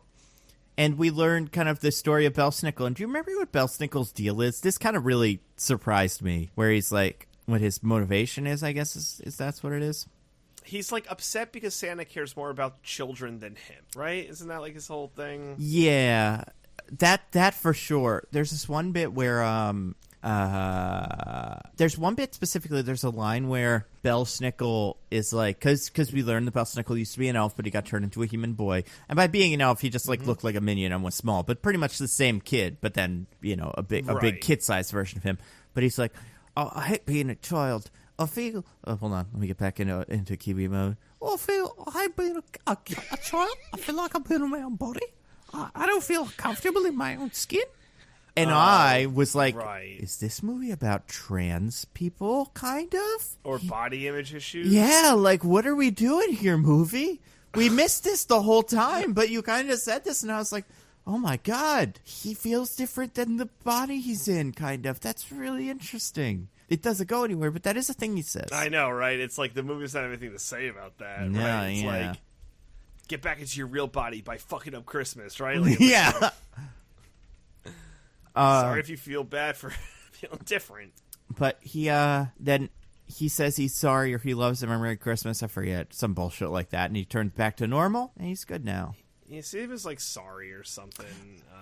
But Santa gives him his magic gift, the one that they made before, yeah, and that's like a nice that's thing. What, like, was the Oh turn. yeah, It was the first toy they ever made together. Which is like what, like a little rose that inside it's got some. Yeah, it's a bird. Yeah. It says believe. Or no, that's what they get. Is it a My bad. butterfly? It's a butterfly. Yeah. Does it say believe? Does it? I think it does. I think it makes the word it- believe show up. Yeah, it makes believe appear out of like pixie dust. Yeah. See, no one gets toys like that. You No. get like Hasbro go-kart. Like, no one gets a cool fucking... Or the Nerf crossbow, available in stores now. Or the PlayStation 5. Available at Santa's Workshop and only at Santa's Workshop. Unless he decides to give us some more. Diggins. Yeah. It's the Play Santa. Get it right. Either way, We'll sue you. now everything is right in the world. Belle Snickle is making toys, and the two kids go back to to Mexico. Santa drops them off in the middle of the water. He's like, "Good luck, kids." Yeah, right. And Jack's like, Yeah, Jack is on the beach, sunning, having a great time. After a massive, like, the session's just ended, and he's just, like, recuperating from having lots of fun. Just a marathon bone session. I never believed this could possibly. He's like all but got an ice pack on his stick. Like, well, I just needed a break, guys. Woo, let me tell you. The girl's accoutrement is next to him on the beach chair, but she is not. So who knows what happened to her? we forgot to mention, by the way, that Jack's snowman cookie was actually Space Jam water. Yes! It was not a cookie of courage. It was, What was the Michael other Jordan thing? special stuff. You're right. Yeah. There was another word that I called that. I can't remember what it was, but another thing from movies that is. Harry Potter, it's the... Yes, it's it's good luck. Liquid Luck. Yes, that's it. Yeah. But it is No, but also... it's the opposite of that because it's not real. Well, but later in the movie Well, when... they tell Ron they gave him liquid luck, but they really Oh, Yeah. that part, yeah. But yeah, you're right. It's the secret stuff from Space Jam. Also, I can't tell if the ending is supposed to be that Kate has learned how to do magic or she just does the thing and then Santa makes the parachutes for her. Right. I'm not sure. I don't that is know. also That's a weird. great question. Because she apparently learned Elvish somehow. A lot of studying. Yeah. I mean, You study Elvish hard is, enough to get there. it should be what, Norwegian, I guess, or not Norwegian, like Turkish, whatever well, like language I said, is spoken the there. Turkic migrations into Asia Minor didn't happen until after they supposedly left. But elves are everywhere, right? And she doesn't know it would that. have been more like ancient Greek. Yeah, I mean, no, guys, it's Elvish. Like, what are you talking about? They're that's speaking true. Elvish. Well, which one? Yeah. The one from like Tolkien or the one from like other There's only one Elvish. fantasy I don't know bullshit? how I'm trying to this think. is Game of hard Thrones have elves? Nah. to get. I don't know what you're missing. The one where Will Ferrell screams everything at the guys. There's Elvish and there's Elvish. I can't make this more clear. That's a good point. I mean, I think we all know what you're talking about, DJ, and there's no need to. Yeah, there's no need to clarify because at the end. Thank you. We've all learned the lessons of Christmas, for sure, except your stepfather. And little Kate has learned it as well. And, we forgot about this. At one point earlier, Tyrese was like, I want to sing a Christmas song because I'm a singer. very beginning of the Remember, movie. everybody? And he sings some song. I don't remember which one. Oh, it is. Christmas tree. Oh, right. Yeah. And I think maybe that's the one they hear at the church when they walk by it in the first movie. I believe so. Yeah, I figure it must be. And then, He's like, I want to sing a Christmas song. Quick, remind me, which ones are not under copyright? yeah, right. And which ones aren't too Jesus-y for us? Like, what's right in that safe zone of songs I can sing? Also, what's in my register and no one else's? We'll figure it out. This movie wants to be Jesus-y, though, is the weird part. It wants to be Well, no. Jesus-ish. It wants to be Jesus adjacent. Yeah, it wants to be just Jesus-y enough so that your Jesus-y people can be like, you see, they said Christmas. But then it wants to be just not Jesus-y enough so that you're like non-Christians or your whatever, people that just kind of half observe can be like, yeah, but I mean, like, it's not like Jesus is in the movie, so whatever. It's not God's Not Dead 4. Although I would love a crossover. So, okay. So then, the family. All 5 members of the family. Kid, but stepmom, their mom, stepdad, and brother who, like we said, just finished a marathon. Insane. He can't be bothered to talk about it with the team. Nobody would want to hear about it from him, but that's a story for another time, as we say. They all walk to the shore and sing a Christmas carol to no one. And it's O Christmas Tree. And it's O Christmas Tree. Now, here's the thing that I thought was so funny about this. Tyrese is a professional singer, right? Like, we know that about him. He loves to talk about it. I assume the rest of the team is not. They're probably fine singing voices or whatever. But they auto-tuned the fuck out of everybody but Tyrese.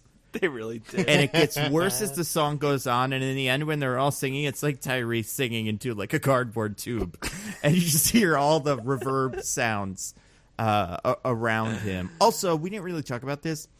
We said mostly nice things about this movie.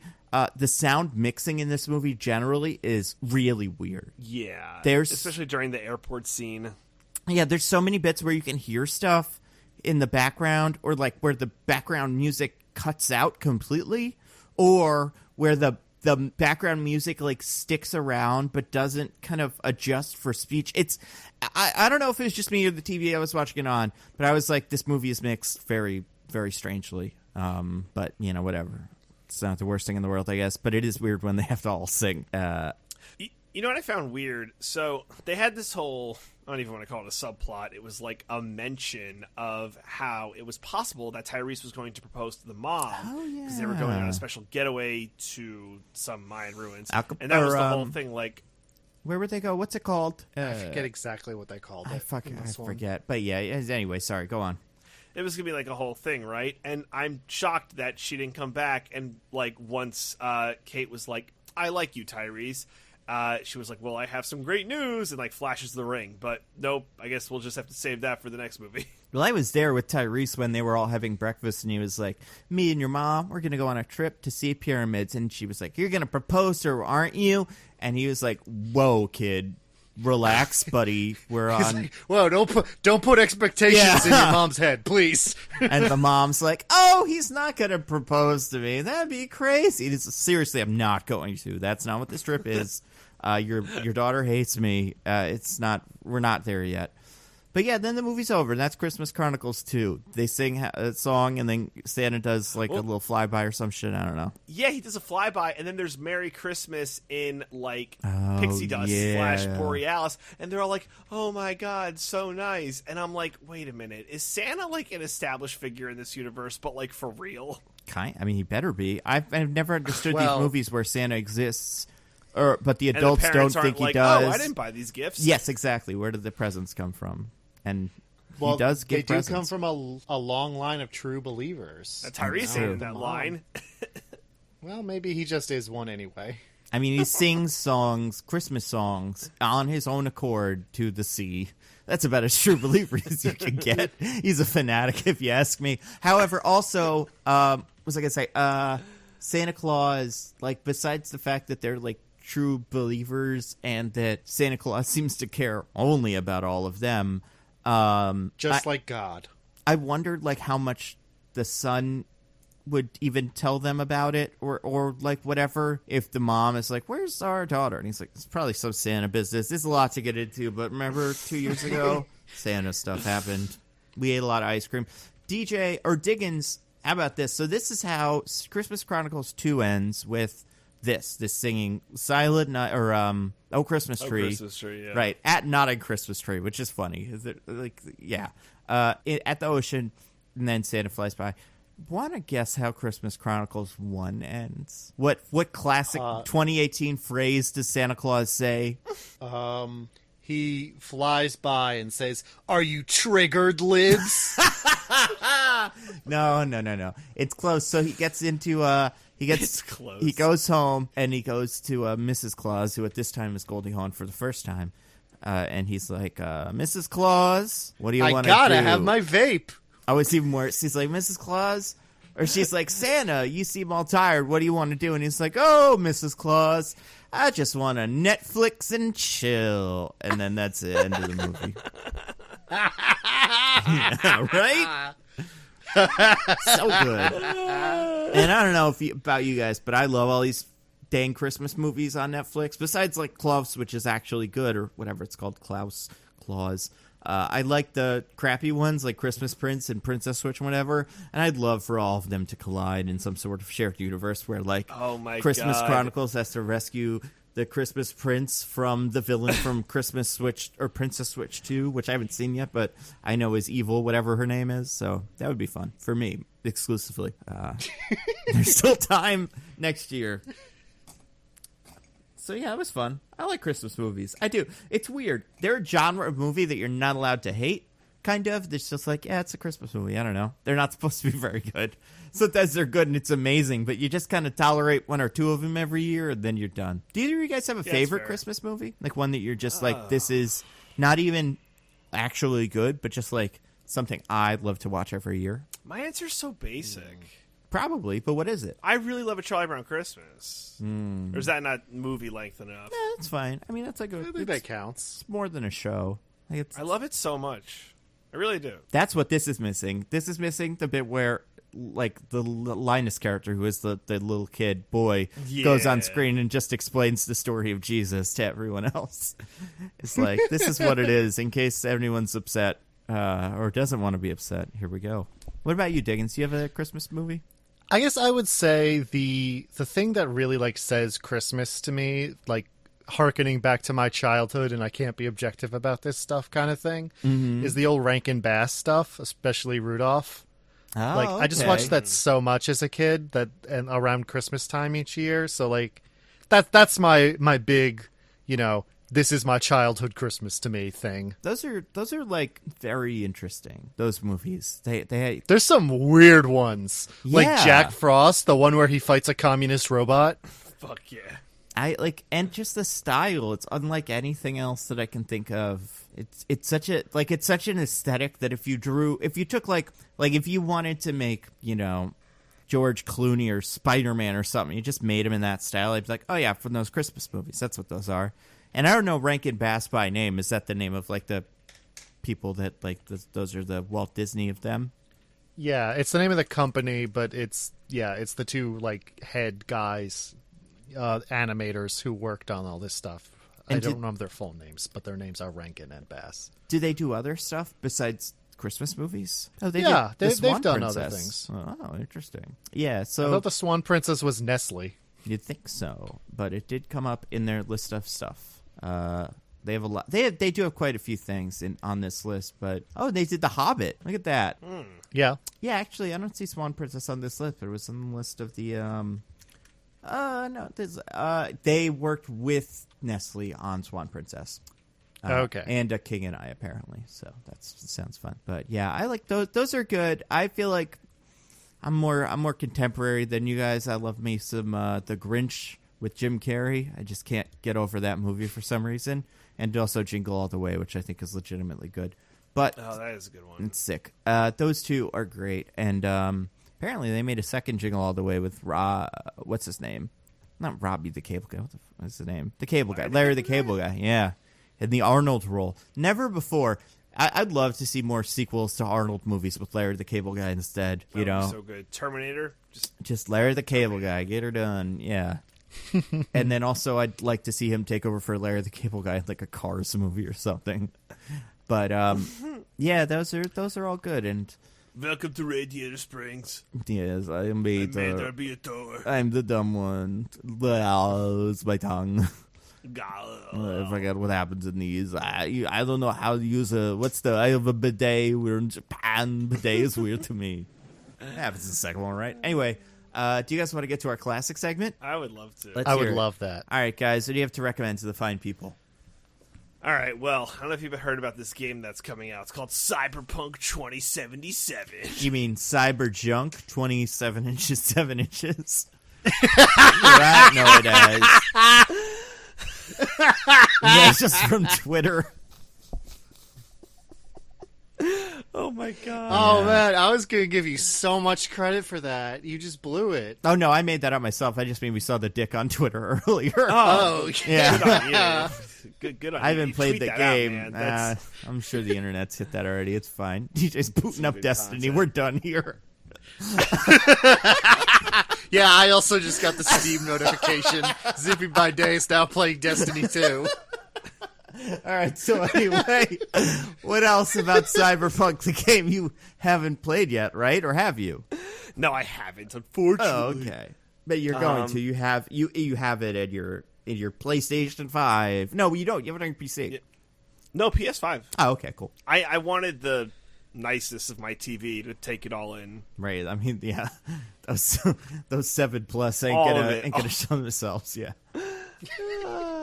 No. No, it's okay. completely fair. For real, though. Nando V Games is playing Marvel Avengers. Yeah, I just turned it on as a joke, but also now I kind of want to. Anyway, you keep my attention or lose it to Kate Bishop and her adventures. Cleaning out my inventory. This is totally legal. Sure. Where the fuck was I? Attack on Titan Season 4. Okay. Dropped on Sunday. I know I've talked about Attack on Titan a bunch. I can't recommend this anime enough. Nando, Has it gotten to the weird fascism yet? We have. Spoiler alert, but we have. Thank you for spoiling it for Nando, who I don't think has watched it. No, I watched really one should. episode. No, with I you, mean the DJ, part it. I'm talking about the part where the show becomes weirdly fascist. Yeah, we've gotten there. Okay. I You're didn't- recommending it? Cool, okay. I mean, There's okay. only one way we're going to get rid of the Titans, and you know what it is? Titan ID. Listen, Nando, you're so much closer than you think you are. Yeah, unfortunately. So this is something we should watch or should not watch? No, you should definitely watch it because it's so good. Also, the fascists aren't proven to be correct. Like, they're the bad guys. This is fair. This is a good point. Like, I feel like if your show I'm not has... familiar enough with the topic to really get into this, so go ahead and just damn say it, what you're going to Diggins. say. No, it's a really good show. This season, there's a new animator is taken over by Studio Mappa. It's fine. It doesn't really matter. I just think that in terms of a story, it's very good and it's very gripping. You get really invested in the character, and the show has like true loss that you feel, and it like gets you right in the punches you right in the stomach, and there are these incredible highs, and it takes you to depressing lows. And this is the final season. Ooh. It's all on Hulu or there- like Crunchyroll. Is there if a you want movie? There's a live action movie that's terrible. Is it I was just gonna like part say, of the from show what but I in hear- live action, or do you need to see it to understand what's going on in the show? No, I'm pretty sure It's, it's like, like one of those different. things where it stands on its. Yeah. Okay. Yeah. They like it's like adapting the beginning of the show, but it's also different. It changes stuff, and also, from what I hear, extremely bad. Oh yeah, all those things are true. Be a great movie for us to do. Although if we were to do a live action anime movie, I would petition for us to do the Dragon Ball movie. I mean, Just because Dragon Ball Evolution. someone suggested we do the Death Note movie. Oh, Oh, I the can one see with that. Lakeith Stanfield as L. That's right. that's actually a great one. And Willem Dafoe is D. I assume God, that's we what you should guys do that call movie. death, right? D. Yeah, Everybody's yeah. letters in that universe. Amongst other things. Yeah. So that's really good. This feels like Anime Corner because I also started Mob Psycho Season 2. I love it. It's a better One Punch Man. I said it. Mob What? Psycho 100 is better than One Punch Man. Yeah, Unacceptable. It is. It's by the same. It's based on a manga by the same person. Yeah, as One and- Punch Man. Why is it Mob. better? Mob is a better protagonist than Saitama. Is 'Cause- the world better? No, I like think so. the world building is really where One Punch Man shines. Yeah, I think Mob Psycho 100 has a good world. I mean, you could argue that One Punch Man is the better one, but I think Saitama becomes very one note very quickly, and it's like super hard to root for. Like you're glomming onto these other side characters, but you're always rooting for Mob, and I think that makes the show better. What's the pitch? Okay, so there's this kid who's like 11, 12 years old. Sorry, let me go back. The world, supernatural things are real, and there are certain people called psychics. They're like the equivalent to heroes in One Punch Man. And the psychics have different powers, and they're different power levels. And Mob, who's this like 12-year-old, is the best one. Like his psychic powers are better than everyone else's, but he can only tap into them when his emotions get pushed over the limits. So he's not fully in control of his like god level psychic powers. So that's like another interesting element where like he can't just turn it on like Saitama can. He's like something like kind of traumatic has to happen for him. So there's like mental health things in there too, which are interesting. Doesn't he like work for a guy who pretends to be a psychic that people can hire, but is really just a con man? Reagan, that's Reagan, and he's the best fucking character in the show. I know I said Mob's great. Well, Reagan's my favorite. I love I a don't say good con best, man. but I love Reagan so much. And yeah, I love a that's good exactly con what man he is. character. So Yeah. He's so funny, and he's the best. Yeah, like if you like One Punch Man, I feel like you would like Mob Psycho. It does have some of like the quote unquote like weird anime stuff that you don't like, Nando, but like I would still give it a shot. Is it on TV? It's on Crunchyroll. Okay. which just got bought by Sony, so it'll probably be available on something else soon too. Yeah, who knows what that will be. It'll be in Yeah. Spider-Man 3. Mob Psycho just confirmed. Probably the Uncle Ben in Spider-Man 3. it'll honestly probably stop being free. They're gonna be like, we were giving this shit away for free. Yeah. I mean, it's Crunchyroll's on HBO, right? Is it? It's like part of HBO Max is like Crunchyroll, but I don't think it's a really I did not know complete that. catalog or something. I don't know, man. It's a really good show. Like, if you like One Punch Man, I direct people to Mob Psycho 100 just because I think it's in the same category of goodness. So, Okay. I would say give it like 4 episodes, and if you're not in, then like you can move on. But 4 or 5 usually get there. There's some really good characters. Yeah, I would say the world building isn't better than One Punch Man, but the main character and like secondary and tertiary characters are much better than One Punch Man. Really? I think it's better when you're in a grounded world of people who give a shit, because I feel like in One Punch Man no one gives a shit except for like Genos, and I tire of that. So Interesting. I just checked on HBO Max, and Mob Psycho 100 is indeed here, but only season 1. Maybe okay. I'll check it out. yeah, why like Or is watch season it? is season 1 music. only 12 episodes? Yes, that is. Then yeah, it's all of season 1 is on HBO Max. Give it a shot. I think I like One Punch Man enough to even deal with like the parts of anime I don't really care for. I honestly, because it's the same guy, I would like give this a shot. Yeah. So yeah, get back at me. Let me know what you think. Cool. All right, Diggins, you- what about you? Oh, is there more? I was just gonna say 2 characters I think you would like in particular, Nando. So you would definitely like Reagan, who's the con man, and look out for the Body Improvement Club, because I think you would be a fan of the Body Improvement. Oh, I'm aware of them as a meme. They're great. Very good. So that's all I got. All right, Diggins, what do you got? I only have one rec this week. It's a little recent movie that I was pulling to be a podcast episode, but it didn't happen, so I just watched it on my own. Didn't happen yet, Diggins. Don't be so negative. It's not going to happen. It's fine. We'll see. And it's fun. It's a nice, fun little movie. I think it could have done more with its premise, but overall, I had a good time with it. It's called Freaky. Oh yeah. We should. Man, I think we could do this movie. This is the Freaky Friday the 13th movie. Is essentially the pun behind its premise, where you have a Freaky Friday switch where two people switch bodies, but instead of a teen girl and her mother, it's a teen girl and a serial killer who switch bodies. So you end up with the serial killer starts like killing people in her life who bully her because, you know, they start being mean, and then he does serial killer stuff. And she's got to try and convince her friends that it's really her in the serial killer's body, and then they got to find a way to switch back before, you know, everyone she knows is killed. And she ends up in jail forever because she looks like a serial killer. Oh, yeah. And it's a lot of fun. It's, you know, it's pretty decent horror comedy where they have, like, some effective horror sequences, but a lot of it is jokes, and it's fairly self-aware. It's by the Happy Death Day guys, so if you enjoyed that movie, I think this is a very similar kind of movie. That's that if you like that kind of like 80s pastiche with like winking nods at everything, it's fun. I enjoyed it. I think it could have gone further with its premise, much like the new Halloween movie. Yeah. There's an ending sequence in that movie that if they had gone all the way with, I would have been like, I don't care what else is wrong with this movie. I will love it forever. But they didn't commit, and I was disappointed. Unfortunate. Yeah, but Freaky is pretty good, even though it doesn't commit, and I'm okay with it. Pretty fun movie. You should check it out. It's available on VOD now. It had like a very short theatrical release, but now you can just watch it online. So I would recommend doing that because we're still in the middle of a pandemic. Yep. But yeah, that's my rec for the week. Cool. Nice. Let's see. I'm gonna recommend. I got two things. I'll recommend a movie. So the movie I watched immediately before Christmas Chronicles 2 was a movie called The Call, which is a Netflix movie. It's like it's a tough. It's not a tough pitch necessarily, but it's kind of complicated. Have either of you heard of this? I have not.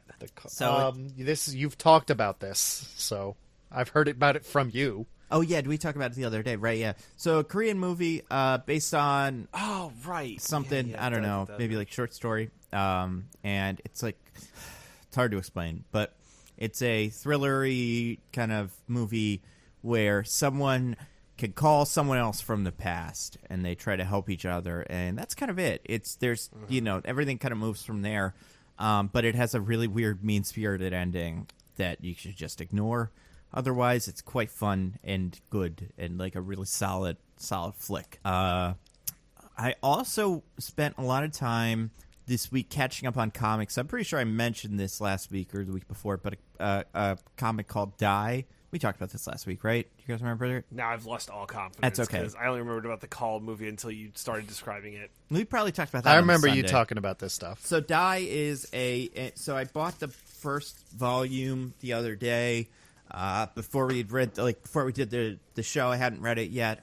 It's really good. It's by Kieran Gillen, who's one of my favorites now. And the premise is a bunch of kids when they're like 16-ish play Dungeons and Dragons together, and one of the kids is a little weird. And when they play, they do a Jumanji and go into the Dungeons and Dragons and live as their roles. And they come back, so they disappear for 2 years. They come back, one of them is missing an arm, and one of them is dead. Or gone, like disappeared. And they can't talk about what happened for some reason that is kind of explained.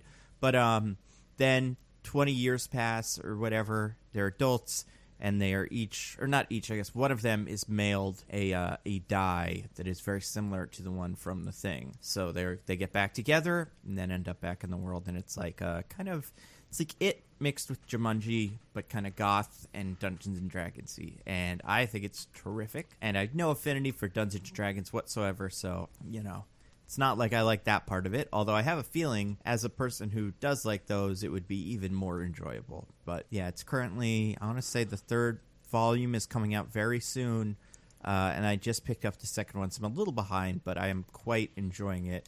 And I'd like to hear what someone who actually plays D&D thinks of it, because it seems like it's not incredibly like not like it's not faithful to D&D, but it's not like he's picked up just D&D for dummies and that's what he's playing.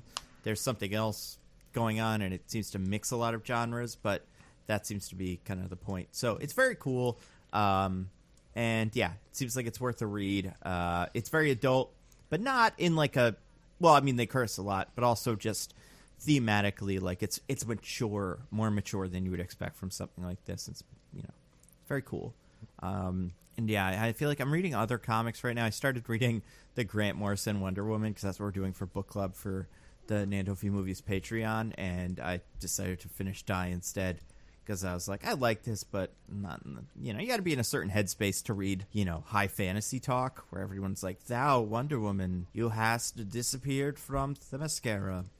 I'm not always in that mood. I'm always in the mood for Die. Oh, and you know what else? Last thing, because I am the only person on planet Earth still playing the Avengers game, I'm still playing it.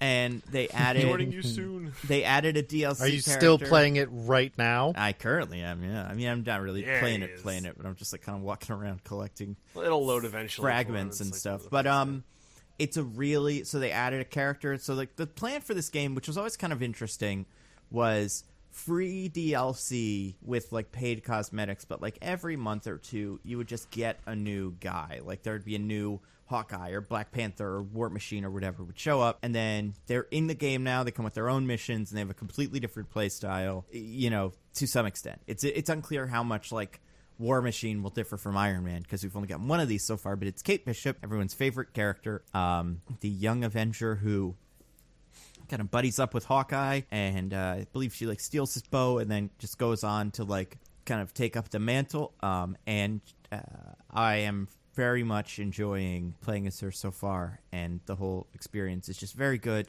and I wish this game was popular, because then it would be like, this will be around forever, and everybody would play, and it'd be 50 Avengers, you know, but now, you know, we'll see. Now, I think they could turn it around, but I'm very, you know, I was pleasantly surprised with how well the DLC has gone so far, so that is fun, and I've been streaming it on Twitch for people that do that sort of thing, because it's an interesting story in the game. And you know what? That's the other cool thing. It does feel like a comic, speaking of comics, where it's like, you play it, and you put it down for a little bit, and then there's a new issue. Oh, now it's Hawkeye. Now, you know, he's over in some weird place, and we got to check on him and see what he's up to.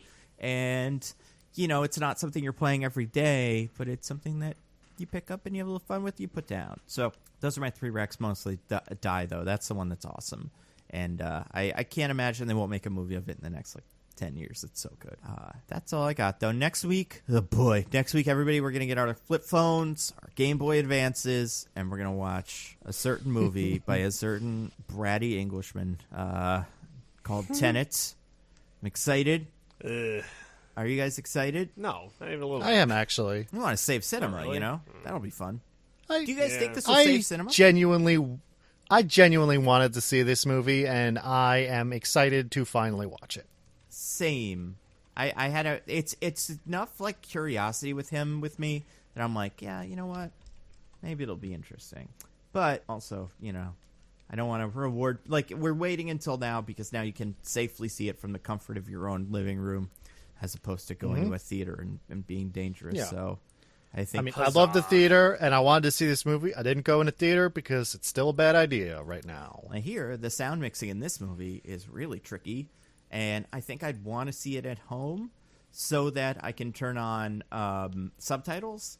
Specifically because I hate having subtitles in movies that are in English. I don't want them. I never turn them on no matter what. So here's my thing with the Christopher Nolan movie, and this is from my experience with Interstellar, is like, I know what he's doing is making a sound design like where it's like you're not supposed to hear everything they say. Some of it's just background chatter. And it's like, I like that, Chris, but I need to know what I'm supposed to and not supposed to hear. Otherwise, I won't know if I missed something because your sound mixing's too loud.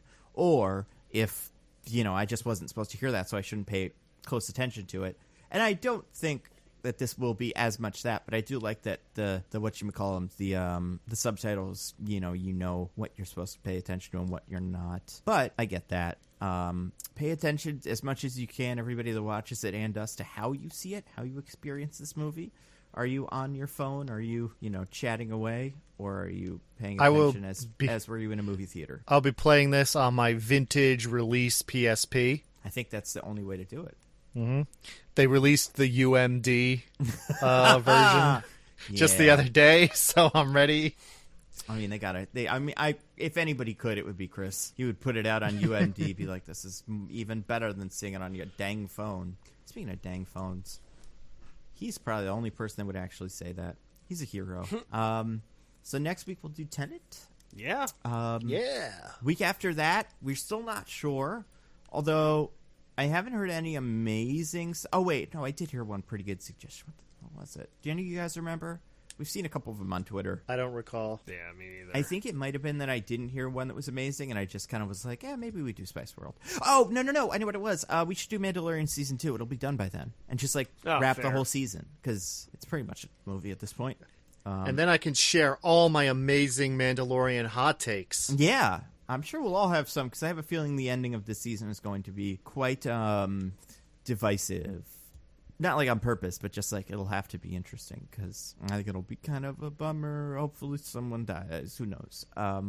I think that's a good one. I do want to do Spice World, though, but it's just... someone did claim on Twitter that they had donated it to cancel out I saw that, too, but I couldn't... Spice World donation. I see some... Have we looked into this? Listen, guys. I need to be very clear with both of you and the audience at large. We have to do Spice World. I think we will. I don't think it'll be this year.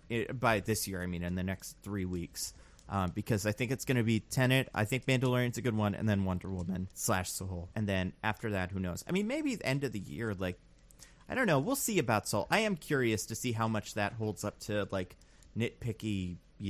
How nitpickable that is as a as a movie. I've heard it's very good. I've heard that about Wonder Woman too, but I don't buy it. We'll see. Anything to plug, gentlemen? DJ, how's The Bachelor going? Good. We are wrapping up 4 episodes left in the season.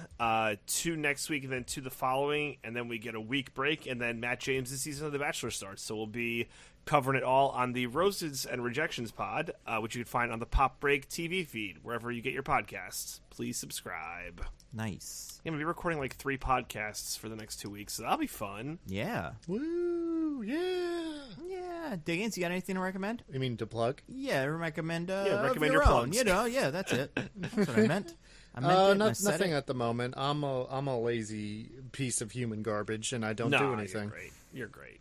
It's listen, How to Train Your Dragon 3, the hype ain't going anywhere. It's not showing up either. So you're under no... That's good. You're correct that the level of hype is not going to change. Yeah. You're under no specific time constraint to capitalize on all that hot. I mean, we'll see. Maybe Jay Baruchel will do something bizarre, but for now, it seems like it's a relatively static property.